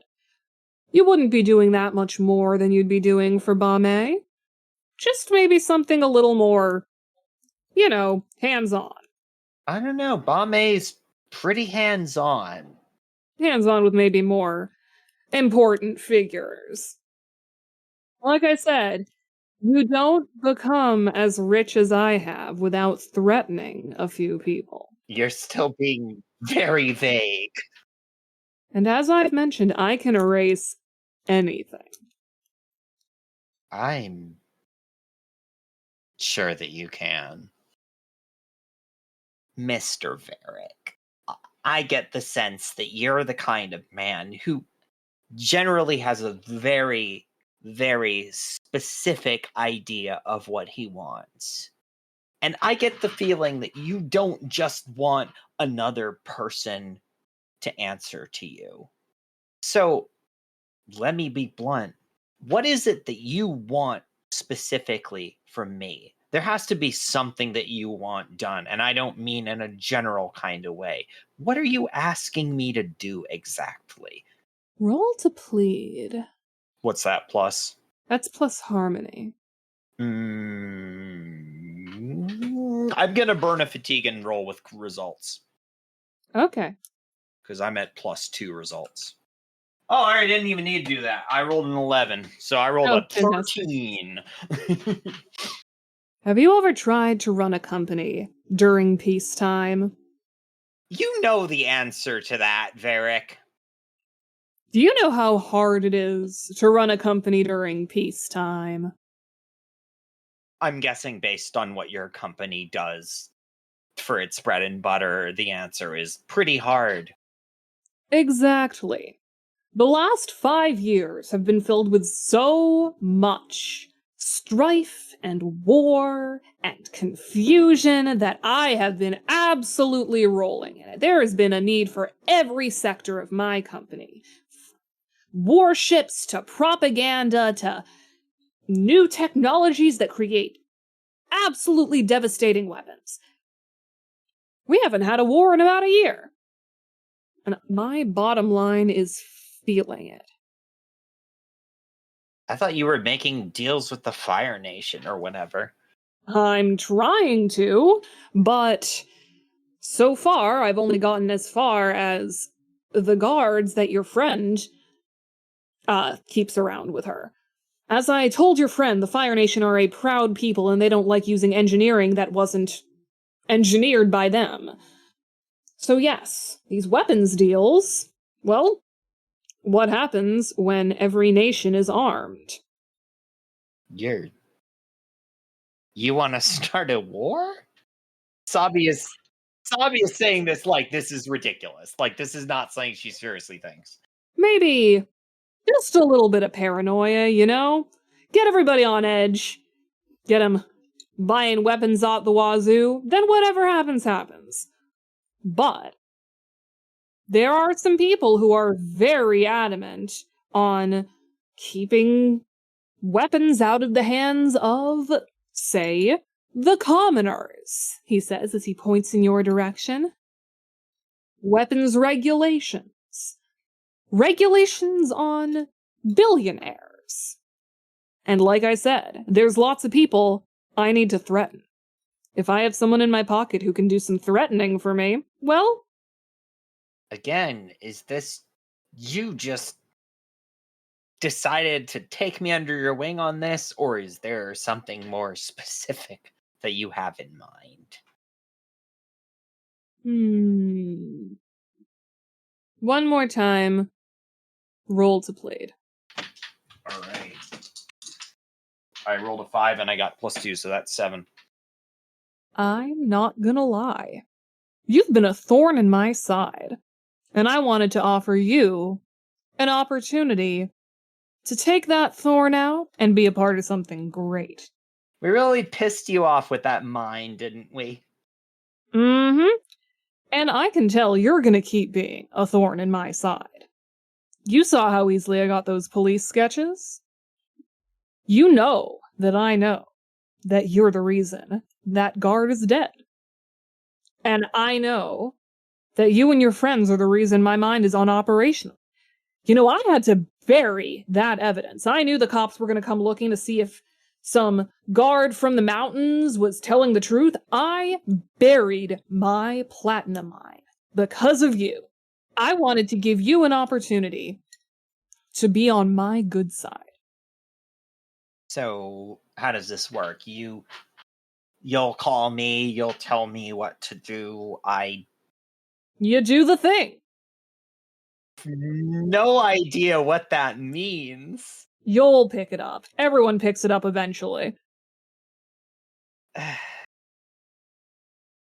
I'm not seeing a lot of alternatives in this situation. Look, my experience working for unhinged billionaires is a little limited. I have to think about this. Take your time. I'll be here all week. Okay. Yeah. He gives you a little wink. He's implying by all week that you have a week to make your decision. Yeah, no, I got that. Sabi's gonna just fucking leave. All right. Chong, Hanako, you are making your way to the little drugstore on 70th Street. It is boarded up. It is closed. It's clear that it has not been open today. It's not boarded up per se, but like, you know, the grate is pulled down. It's clear that it is not open. Would you like to assess a situation? Sure, yeah. I think first thing we do here, once we got here, is to start taking a poke around. Can I also roll for this? Yeah, you have a pretty good creativity, don't you? Yes, I have a. Let me check. I got a 4. Oh, rip. I rolled a 10, and then with my +1, 11. Amazing. Okay. We're gonna do 2 questions. Is something bad still gonna happen to me? I'll have something bad to you happen to you later. I'm gonna Yeah. hold on to that. Absolutely. Chong, you look through the window. You don't see much, but ask a question. There's not biggest threat. I don't think what's the greatest danger. Yeah, what should I be on the lookout for? Yeah, you can't see much. It's really dark in there, but you can hear voices. A voice, specifically.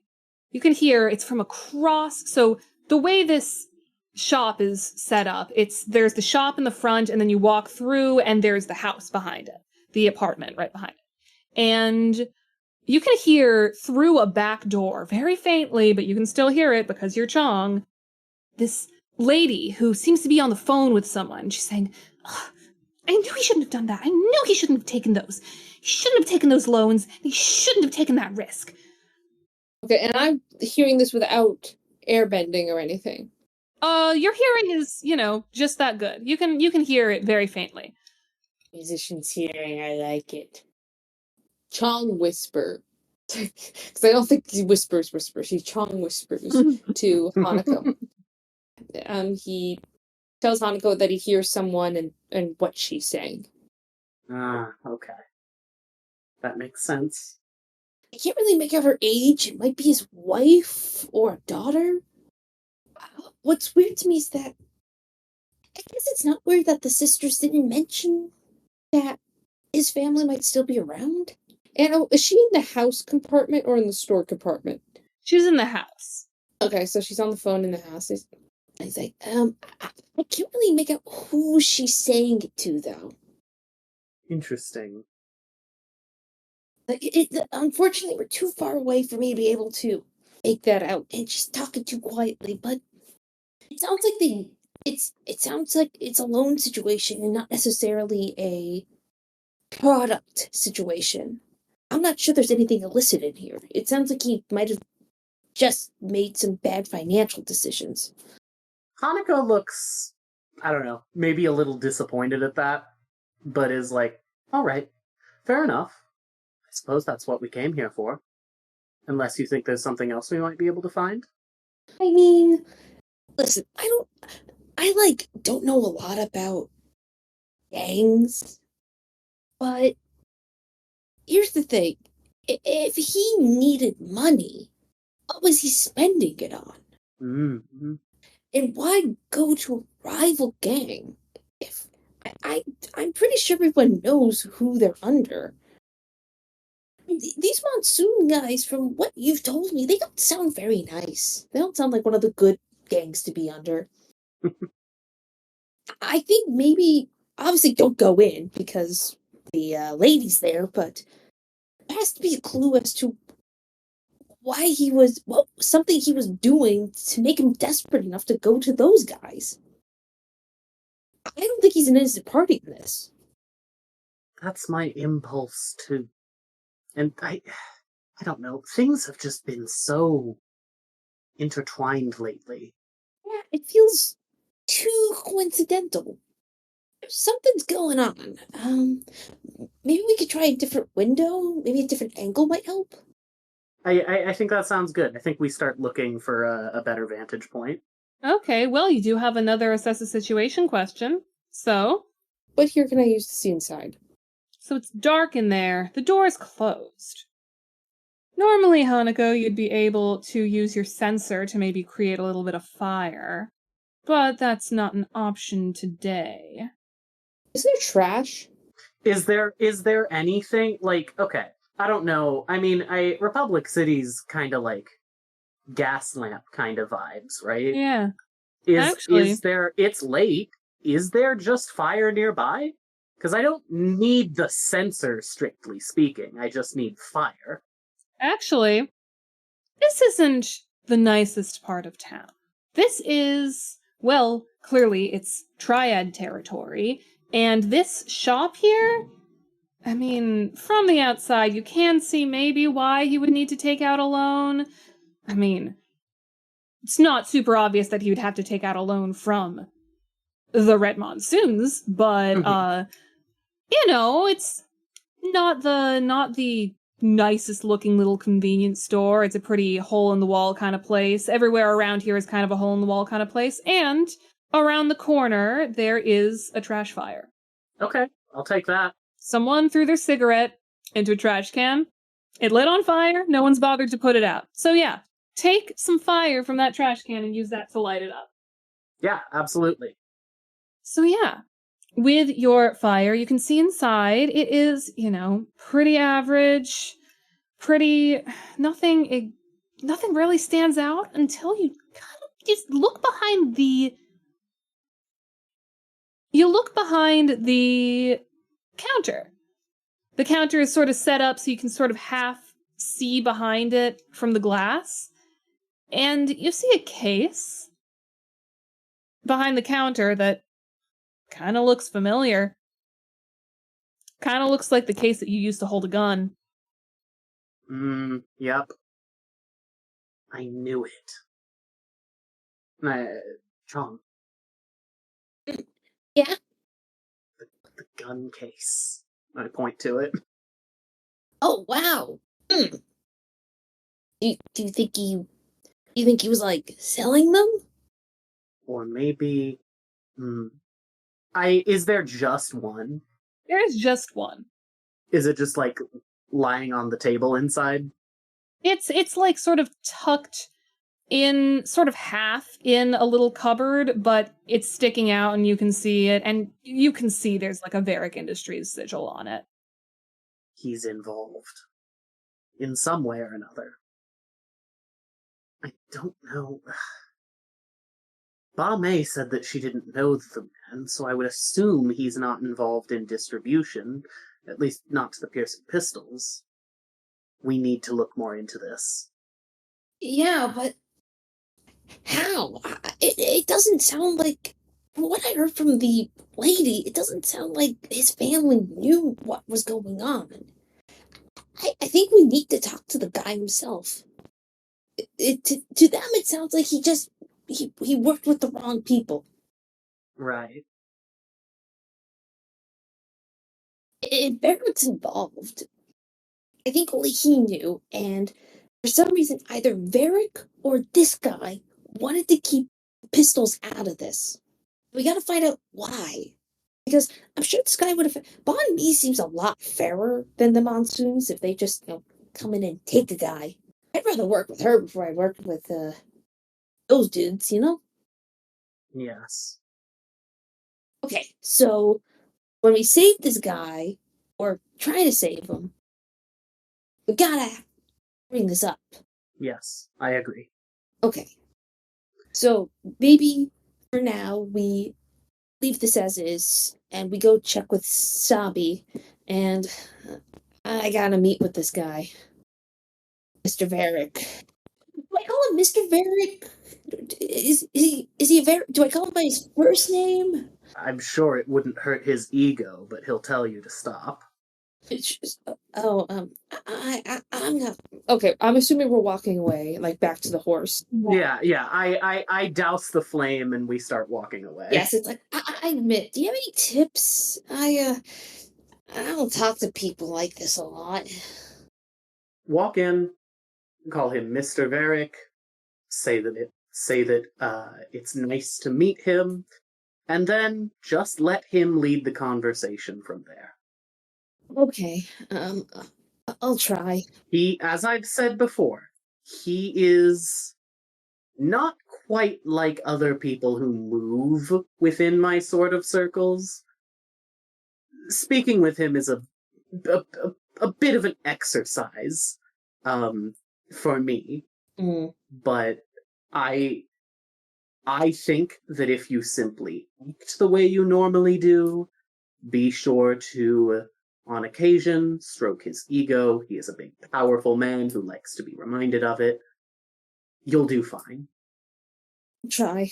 He is the sort of person who I think will get on well with your straight shooting and man of the street sort of nature. Okay, let's give it a go.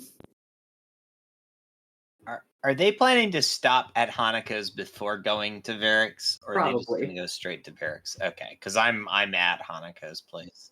You two are heading to Hanako's place. Back at Hanako's place, Sabi, you're there with the twins, and the twins are visibly uncomfortable sharing a room with you. They're just sort of keeping to themselves, whispering in sort of like a twin language. Okay. I will say, the twins have relatively free reign of the place, as long as they don't go into, areas where I have things to hide. So, if they're too uncomfortable being in the same room as Sabi, they can just leave. Yeah, they kind of want to keep an eye on Sabi, though. Do they have the guards with them? Yes. So it's Sabi, 2 firebending guards, and 2 earthbending girls. And everybody is, awkward and silent. Sabi's not saying anything to the girls. Yeah. Chong and Hanako, this is what you're walking in on. Oh, hey, did we disrupt the party? Y'all are really quiet. Oh, Sabi, hey, girls, I'm sorry, I forgot your names. Please remind me? Peony, Pearl. Peony, Pearl. Really pretty names. Would it be okay if we had the room with Sabi for a moment? We gotta do a little powwow quick while we're trying to help your uncle. Do you have information about him? If it's about our uncle, we deserve to hear. There's something else we need to talk about first, privately. I promise as soon as discussion moves towards your uncle, you will be invited straight back in. You better keep that promise. I swear to you on my honor. The 2 of them turn back to each other and start whispering again. I think if they do not start moving, the guards start maybe ushering them out of the room a tiny bit. So yeah, they're in another room now. Varick doesn't want anyone specific killed, at least not that he was willing to tell me about. But, probably unsurprisingly, he really, really wants to start a war. So the whole, Fire Nation and arms deal thing isn't quite juicy enough for his bottom line. And we really pissed him off with the mine thing, which I think made this a little personal. Maybe he should meet with my mother sometime soon. I'm sure they'd get on fine. Yeah, I don't know that would be a great thing to have happen, but yeah, he wants to start something big, and I don't think there's an upper limit on what he's willing to do to start it. He's also kind of untouchable in the city, as we may have started to get the sense. Delightful. I don't know how much of the police force is in his pocket, but I'm guessing it's It's most of them. More than we'd like. Probably all of the ones that aren't in somebody else's pocket, if we're being really honest. Hmm. And I couldn't get him to admit it, but I get the real strong sense he wants somebody specific dead. I just don't know who yet. He probably wouldn't tell you until you signed the paperwork and whatnot. It's not really a sign the paperwork kind of thing. It's more of like a blood oath kind of deal. He wants me to be available when he wants something done. And I think that he just wants it because he doesn't like what we did to his mine. And I don't know that there's any more to it than that. But he wants something big to happen. And I don't think he's willing to wait around a long time for it to happen. So hopefully he found out something useful. Hanako, why don't you take the lead? Ah, yes. Is that all of the news with Varric? He's willing to offer me a couple of those fancy platinum guns that he's got more of, apparently. But I mean, I feel like that was just a little bit of a carrot before the stick kind of thing. All right, then. With that, I invite Pearl and Peony back in. They come back in, the guards usher them in. So then, we found that Pearl and Peony's uncle, Uncle Chien, he was in possession of some Varric Industries firearms, which... He had a gun too? Ugh, why is everybody getting guns now? Is unfortunate, but places him squarely in the middle of all of this business surrounding the triads, and Hanako gives sort of a glance, everything else. We also... How did he afford a gun? Those things are way too expensive for us. We also took a visit to our contact, as we previously mentioned, and we received the location which your uncle is likely being held in. Really? Yes. Gimme. What are you going to do? Take it to the cops. Yeah, I don't know that that's a great idea right now. Why not? They can help. Are you certain that that's what the cops are invested in helping with? You're right. At this moment, I believe that the police are more invested at getting the three of us behind bars than anything else. Don't remind us. As I was saying, we are currently debating whether or not we are going to take this to the police, which specific police we are going to take this to, or whether or not it might be smarter for the three of us to simply handle the task. What do you mean by handle the task? Well, break your uncle out, obviously. Using your guns? I was thinking a more diplomatic approach. Okay, that's better. Mind you, the police aren't currently focused on these folks, and if the location were to get out, I'm not certain your uncle would have a great chance of escape before the area was shut down, given the current circumstances of the city. However, if we were to go in, dangle the possibility of the area becoming exposed, I think that we have a strong possibility of negotiations going a good way. Okay. I'm gonna turn to Sabi and Chong to sort of see what they think of that plan. Chong gives a thumbs up. He's like, yeah, sounds cool. Sabi looks like she's thinking it over, but doesn't say anything right away. Which is kind of like, looks like she's sort of chewing over it in her mind. Chong's in full support of negotiation things. He's like, oh yeah, doesn't sound like people get hurt. And I like it, especially after how last one went. I think that's all of the current developments then. Once you get him out, we're gonna have to ask him a little about why he has a gun. What does he need it for? How did he afford it? Oh God. I don't want to learn that my uncle's dealing with your bullshit, points at Sabi. She just kind of raises her eyebrows and doesn't say anything. Can we stay here till you're all done? I don't want to get our hands dirty with this shit again. Go ahead, Chong. I'm sorry to interrupt. Does your uncle have a wife or a daughter, your cousin? Is there anyone... there's my aunt. Do we need to be worried about her? What do you mean worried? Like, you guys don't feel safe being there, I presume. Why aren't you... Don't get me wrong, it's great that you're here, but why don't you feel safe staying with her? I just don't want to hear her panic about it anymore. Like, I'm already panicked about it. We're both already panicked about it. We don't want to... It just makes it worse to be around her right now. We'd rather be somewhere else. Hey, but like, does she know you're here, per se?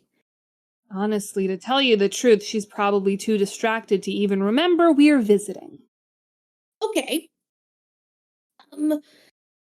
I guess that works for now. I just wanted to check in. Family situations notwithstanding, you are welcome to stick around for as long as you would like. Hanako motions down. She brings them out to the hall and motions to the guest room that Chong was staying in last time and says, "You are welcome to sleep there. The guards that I have assigned to you will wait outside of the room whenever you request." Thank you. If you get him out, we'll call this even. And I know you were interested in learning our earthbending technique, even though you're a firebender. So, I mean, it's a waterbending technique. Let's be fair here. yes, it is a waterbending technique. If you get him out, consider us friends. I don't know about her. They both point at Sabi at the same time. But you, I think we can trust you. We can discuss the details of that more at a later date. I understand your current hesitance, but she is a dear friend of mine, and Hanako looks like she's trying very hard to figure out how to phrase this without being too demanding. I would appreciate it if you do not insult her in my house. They look a little bit embarrassed, but they both nod. Your understanding is appreciated.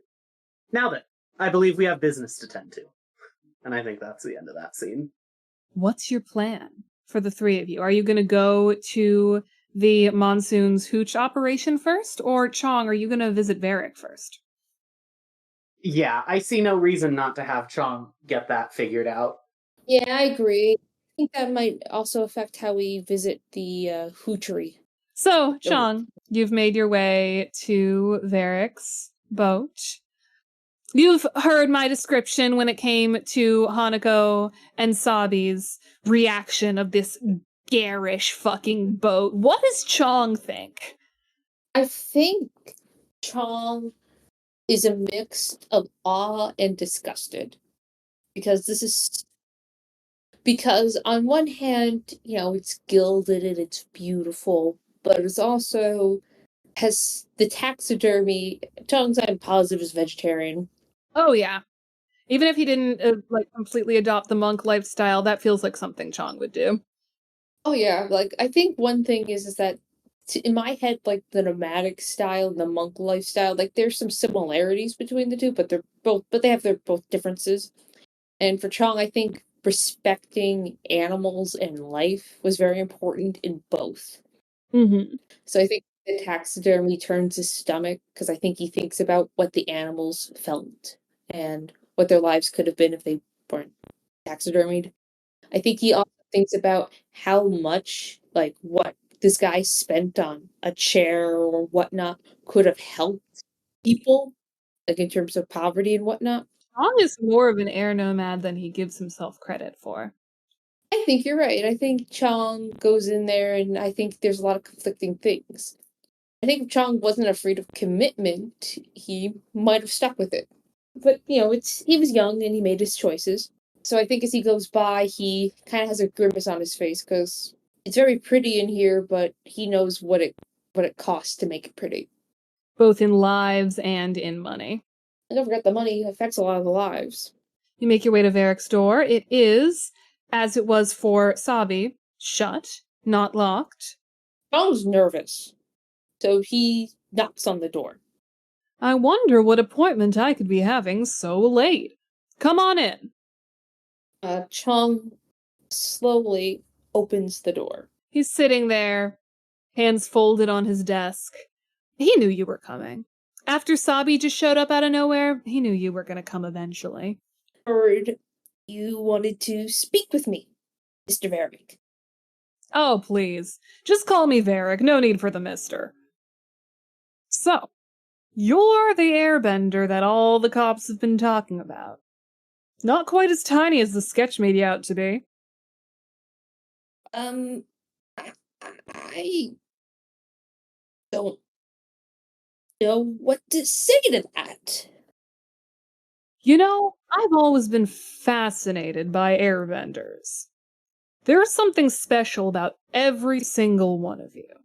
You might not be a master, but I know there's something special about you. Because every airbender has to create their own personal technique to get their arrows. What's your specialty? Do you mean my move? Or in general? What did you create? You look like a creative guy. What did you create? I created a move called Grapevine. It creates a stream of air, like a vine through the air, to carry sound from one place to another. It can be targeted to a person, or it can reach as far as a crowd. And I can move music from me to there, or words, or sound, or whatever it is, or vice versa to myself. I had a feeling you'd be the most useful of the bunch. Pardon? From the description from my guard who survived the attack that you three made on my mine yesterday, you sounded like a very talented airbender. And a very talented airbender would be very useful on my payroll. You're not currently at Air Temple Island, are you? No. I'm currently banned. That's too bad. Being cut off from your own culture like that, that's gotta hurt. What do you do for money? Well, I'm a musician. I play at establishments. I busk. How's that working out for you? I hear it's a pretty rough life as a musician. I live simply, and I'm satisfied. I get it. Not everybody's into the opulent life like I am. Listen, I can pull some strings in this city. I've got my little fingers in every little pocket of the city. Except in the pocket of the airbenders. I could use your skills, your talent, might I say your brilliance, to help me learn about what's going on in the pockets of the city that I might not have my fingers in. In exchange, not only will I clear your name, giving you access to Air Temple Island once more, but I bet I can drum up some performance opportunities, maybe some performance opportunities amongst government officials. My wife is the president, after all. Or if that's not to your liking, there's some high society people I know who would love to have a... What do you play? The Desi flute. I'm sure they would love a Desi flute player. So, how does this sound? It sounds like a very generous offer, but I'm definitely gonna need to think it over. And I do have some questions, if I may be so bold, Mr. Varick. Go ahead. The guard, the one who lived, is he gonna be okay? I mean, he's alive, isn't he? But I assume that he's not gonna be working for a little while. I mean, he didn't work for me anyway. I got him from a temp agency. Do you want to make sure, if you work for me, that he'll be set until his injuries are fixed? Because I can make that happen. Maybe. I just wanted to ask that. If you were to clear me, could you go into more detail? I mean, I know there's some you probably can't give, but at least a little bit of what that would look like. Well, this looks pretty bad. The easiest thing to do would be to forge the mental health information on the evaluation for the witness. If he's not mentally stable, well, he's not a reliable witness, and therefore, the suspects, who knows who they could be? Who knows if this murder even happened? Who knows who shot that guy's leg? There are other ways I could do it. I could do body doubles. I could just bribe the cops. I've got a lot of ways in my pocket. I see. And two more, if you would please me, please. I assume you have a lot of spies and a lot of inside men, maybe might be the term for it. I find it very hard to believe there's a lot of areas that you don't already have access to. I don't see how someone like me could give you new access to places. Like, what areas do you not already have? You would be surprised. I think I would, because I don't know. You can hear things from across the room without a single person detecting. That is more valuable than any of the spies I currently have in my pocket. I mean, you're the richest man, period. And you seem awfully smart to have gotten to where you are today. I just find it a little hard to think that little old airbender like me could give you anything new. I mean, what could you need to know that you don't already know? Information is always changing. Okay. I guess one last question. Mm-hmm. What happens when you're done with me? Done with you? I assume there'll be a point where you know everything. Like I said, information is always changing. So this would be for life. You could say that. Would you make me hurt anyone physically? Hurt anyone? No, I've got plenty of other people for that. Oh, I'm not trusting the scrawny airbender to kill people. Okay. Sorry, it's just airbender code here. I prefer not to hurt people if I don't need to. But you clearly are willing to associate yourself with people who do. I like to associate myself with people who have to hurt people for a good reason. It's my hesitancy with accepting this, and my need to think it over with you. Well, if you need to think it over, I'm here all week. Okay. You have a very nice evening, Mr. Varick. Thank you for speaking with me, and I will talk to you later.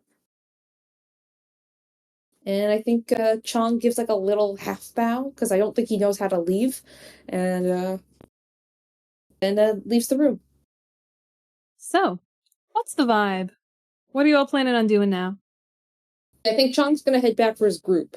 Sabi is gonna, make some vague excuse and then leave, but isn't going to tell anyone specifically where she's going. She will not be there when Chong gets back. Yeah. Hanako knows what it looks like when you're trying to do something that might be a little dangerous. Yeah. I feel like there's some level of, don't ask questions going on there between the two of them. Yeah. Hanako knows to leave this be. Yeah. All right. So, Sabi, you want to go speak to Midori. I do. You know how to get to Midori's place. You've been there a couple times now.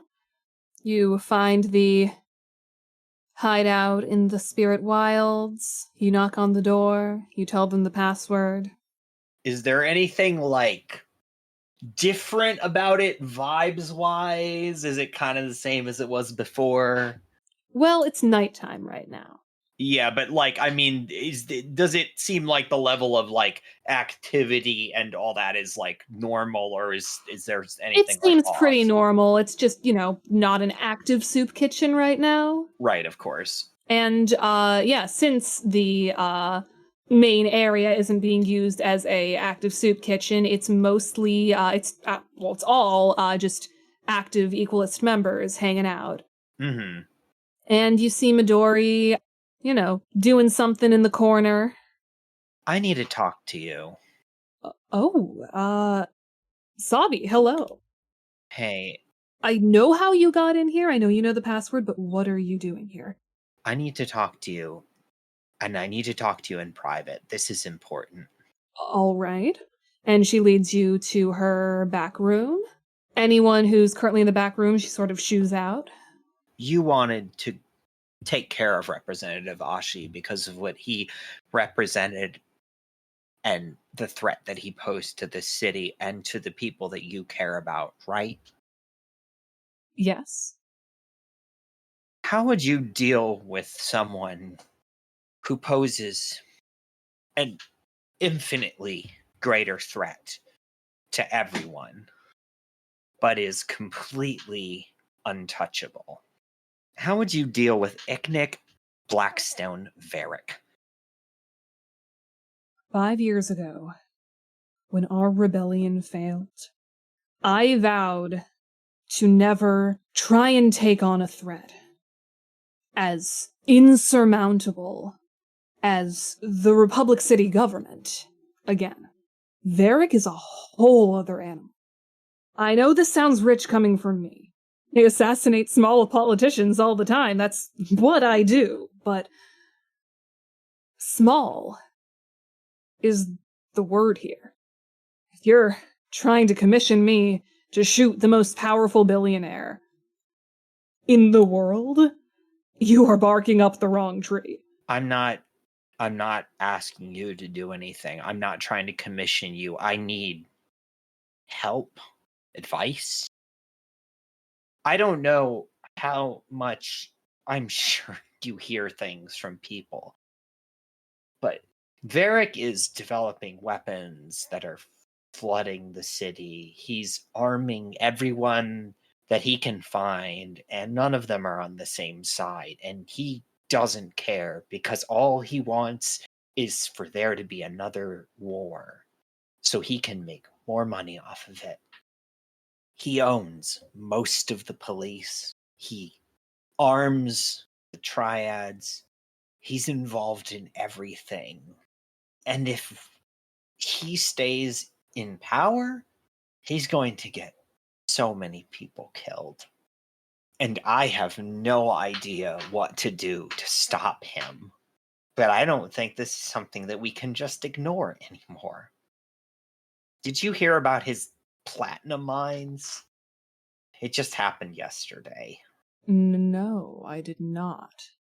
I heard about a mysterious murder that people are buzzing about, but besides that, nothing about a mine. Yeah, well, the person who got killed was guarding a platinum mine that was damaged beyond repair and then buried by Varric to help cover everything up. That would explain the earthquakes. everywhere I turn, it looks like everybody's in Varric's pocket or is powerless to do anything against him. And of all the people in the city, you probably have the least stake in working with him.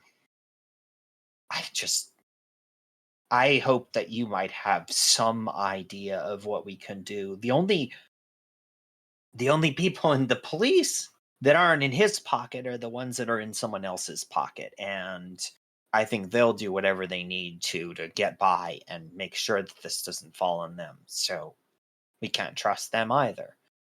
You can't trust police ever. Oh, I know that. If there's one group of people I hate more than corrupt politicians, it's the cops. Does not surprise me that they are in the pocket of a billionaire. Yeah. I mean, you talk about going up against the government of the city, and that's basically what he is at this point. He is the government. He's everything. He's everywhere. He funds everything. Well, I can tell you what not to do. Don't make yourself visible. If you're going up against some of the biggest powers this city has to offer, do not make yourself visible. Do not make yourself a visible target, because you will become persecuted. Well, he offered me a job, so I feel like I've already failed at that step of the process. And I'm sure he's got backup plans for his backup plans, so I don't think there's much of a chance of just taking the job and then putting a gun to his head and killing him, because I'm sure he's thought of that possibility. How do you get close to someone like that? How do you stop someone like that? He did just hand you away to get close to him. Yeah. My point is that he's got to have thought of that. He can't possibly be that stupid that he... God. If it wasn't clear from context, I'm the one that killed his guard. I kind of picked that up. I'm getting the sense that he's not the kind of guy that just does things without thinking through what the consequences are going to be. I want you to roll to plead. I'm going to burn another fatigue and roll with results. Come on. Oh, just barely. I got +2, so I rolled a 5 and I got 7. Varric knows your closest allies. He knows you. He even knows everyone within the Piercing Pistols, because I assure you, Bame did not get that gun without him knowing her. Yeah, he made that pretty clear, that he has got a real good idea of where his stock is going. But he doesn't know all of your allies. What do you mean? I really don't like the idea of another war. I've seen too many wars in the last 5 years alone.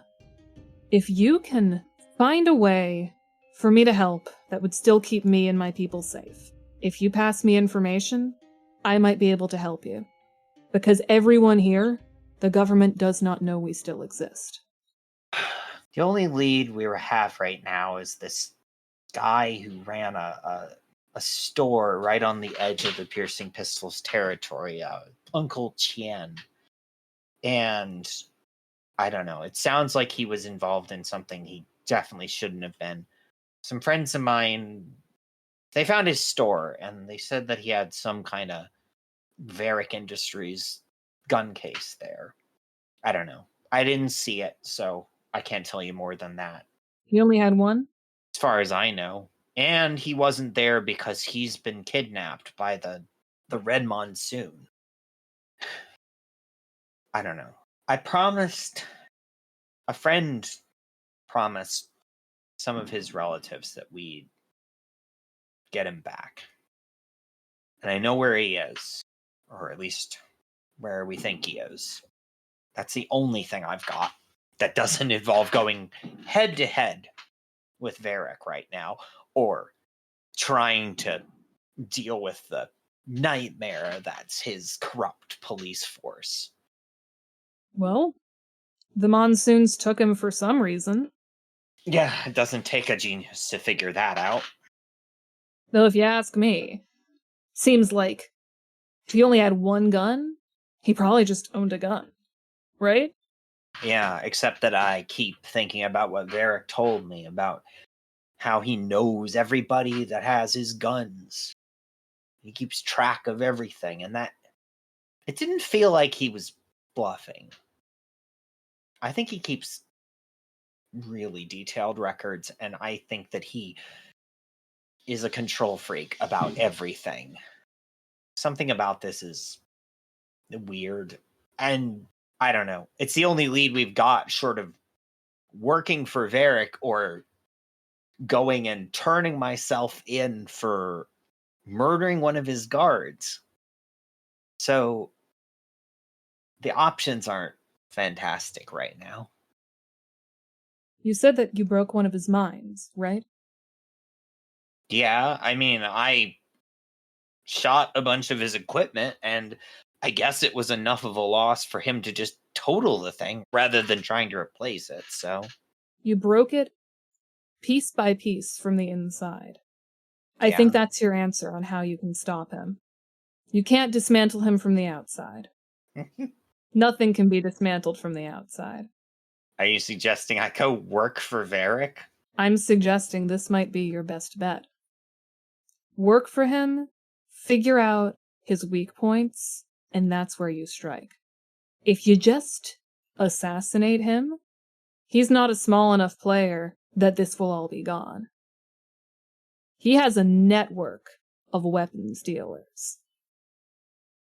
Okay. Yeah. I think I have a pretty good idea of what needs to happen now. Thank you. I don't want to involve your people in this.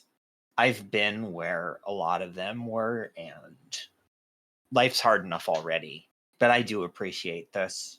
And for whatever it's worth, I'm not going to forget it.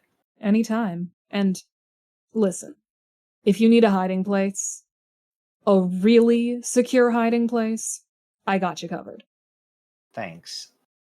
I just have one request. It's not a big one. Mm-hmm.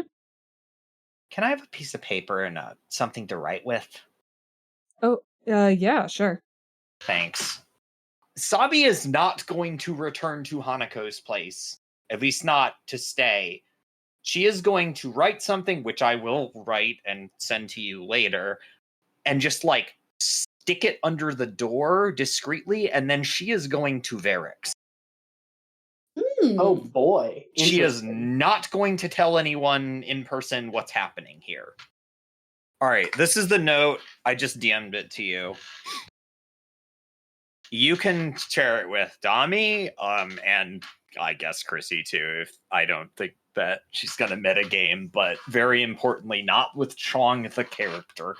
Well, I think I'm gonna send it to Dami specifically. Okay, cool. Interesting. Okay. Okay. Yeah. All right. Okay.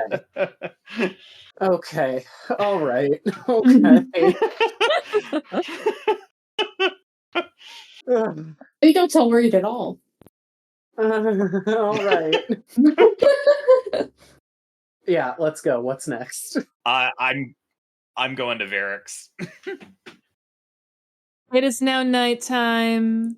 Varric is still on his boat. I'm assuming his boat is appropriately lit up in garish fashion.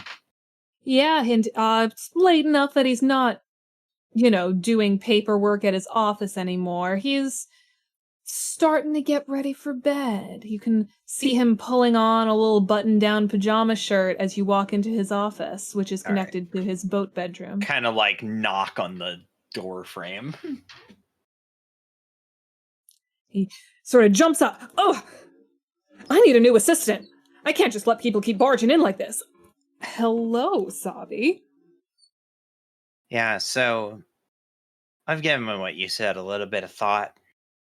And I'm not going to lie, I don't love this situation. But realistically, I don't see that I have a whole lot of choice in the matter, so I'm in. You won't regret it. He passes you the case with the two president's friends.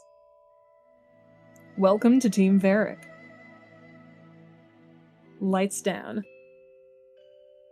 Thank you for listening to Moment of Balance. This episode featured Janiyah Riley as Sabi, Chrissy Sylvia as Chong, Dami Carmia as Hanako Seki, and Anna Marcus as our GM and producer. The music for this episode was written by Anna Marcus and Chrissy Sylvia. This episode was edited by Dami Carmia and Anna Marcus.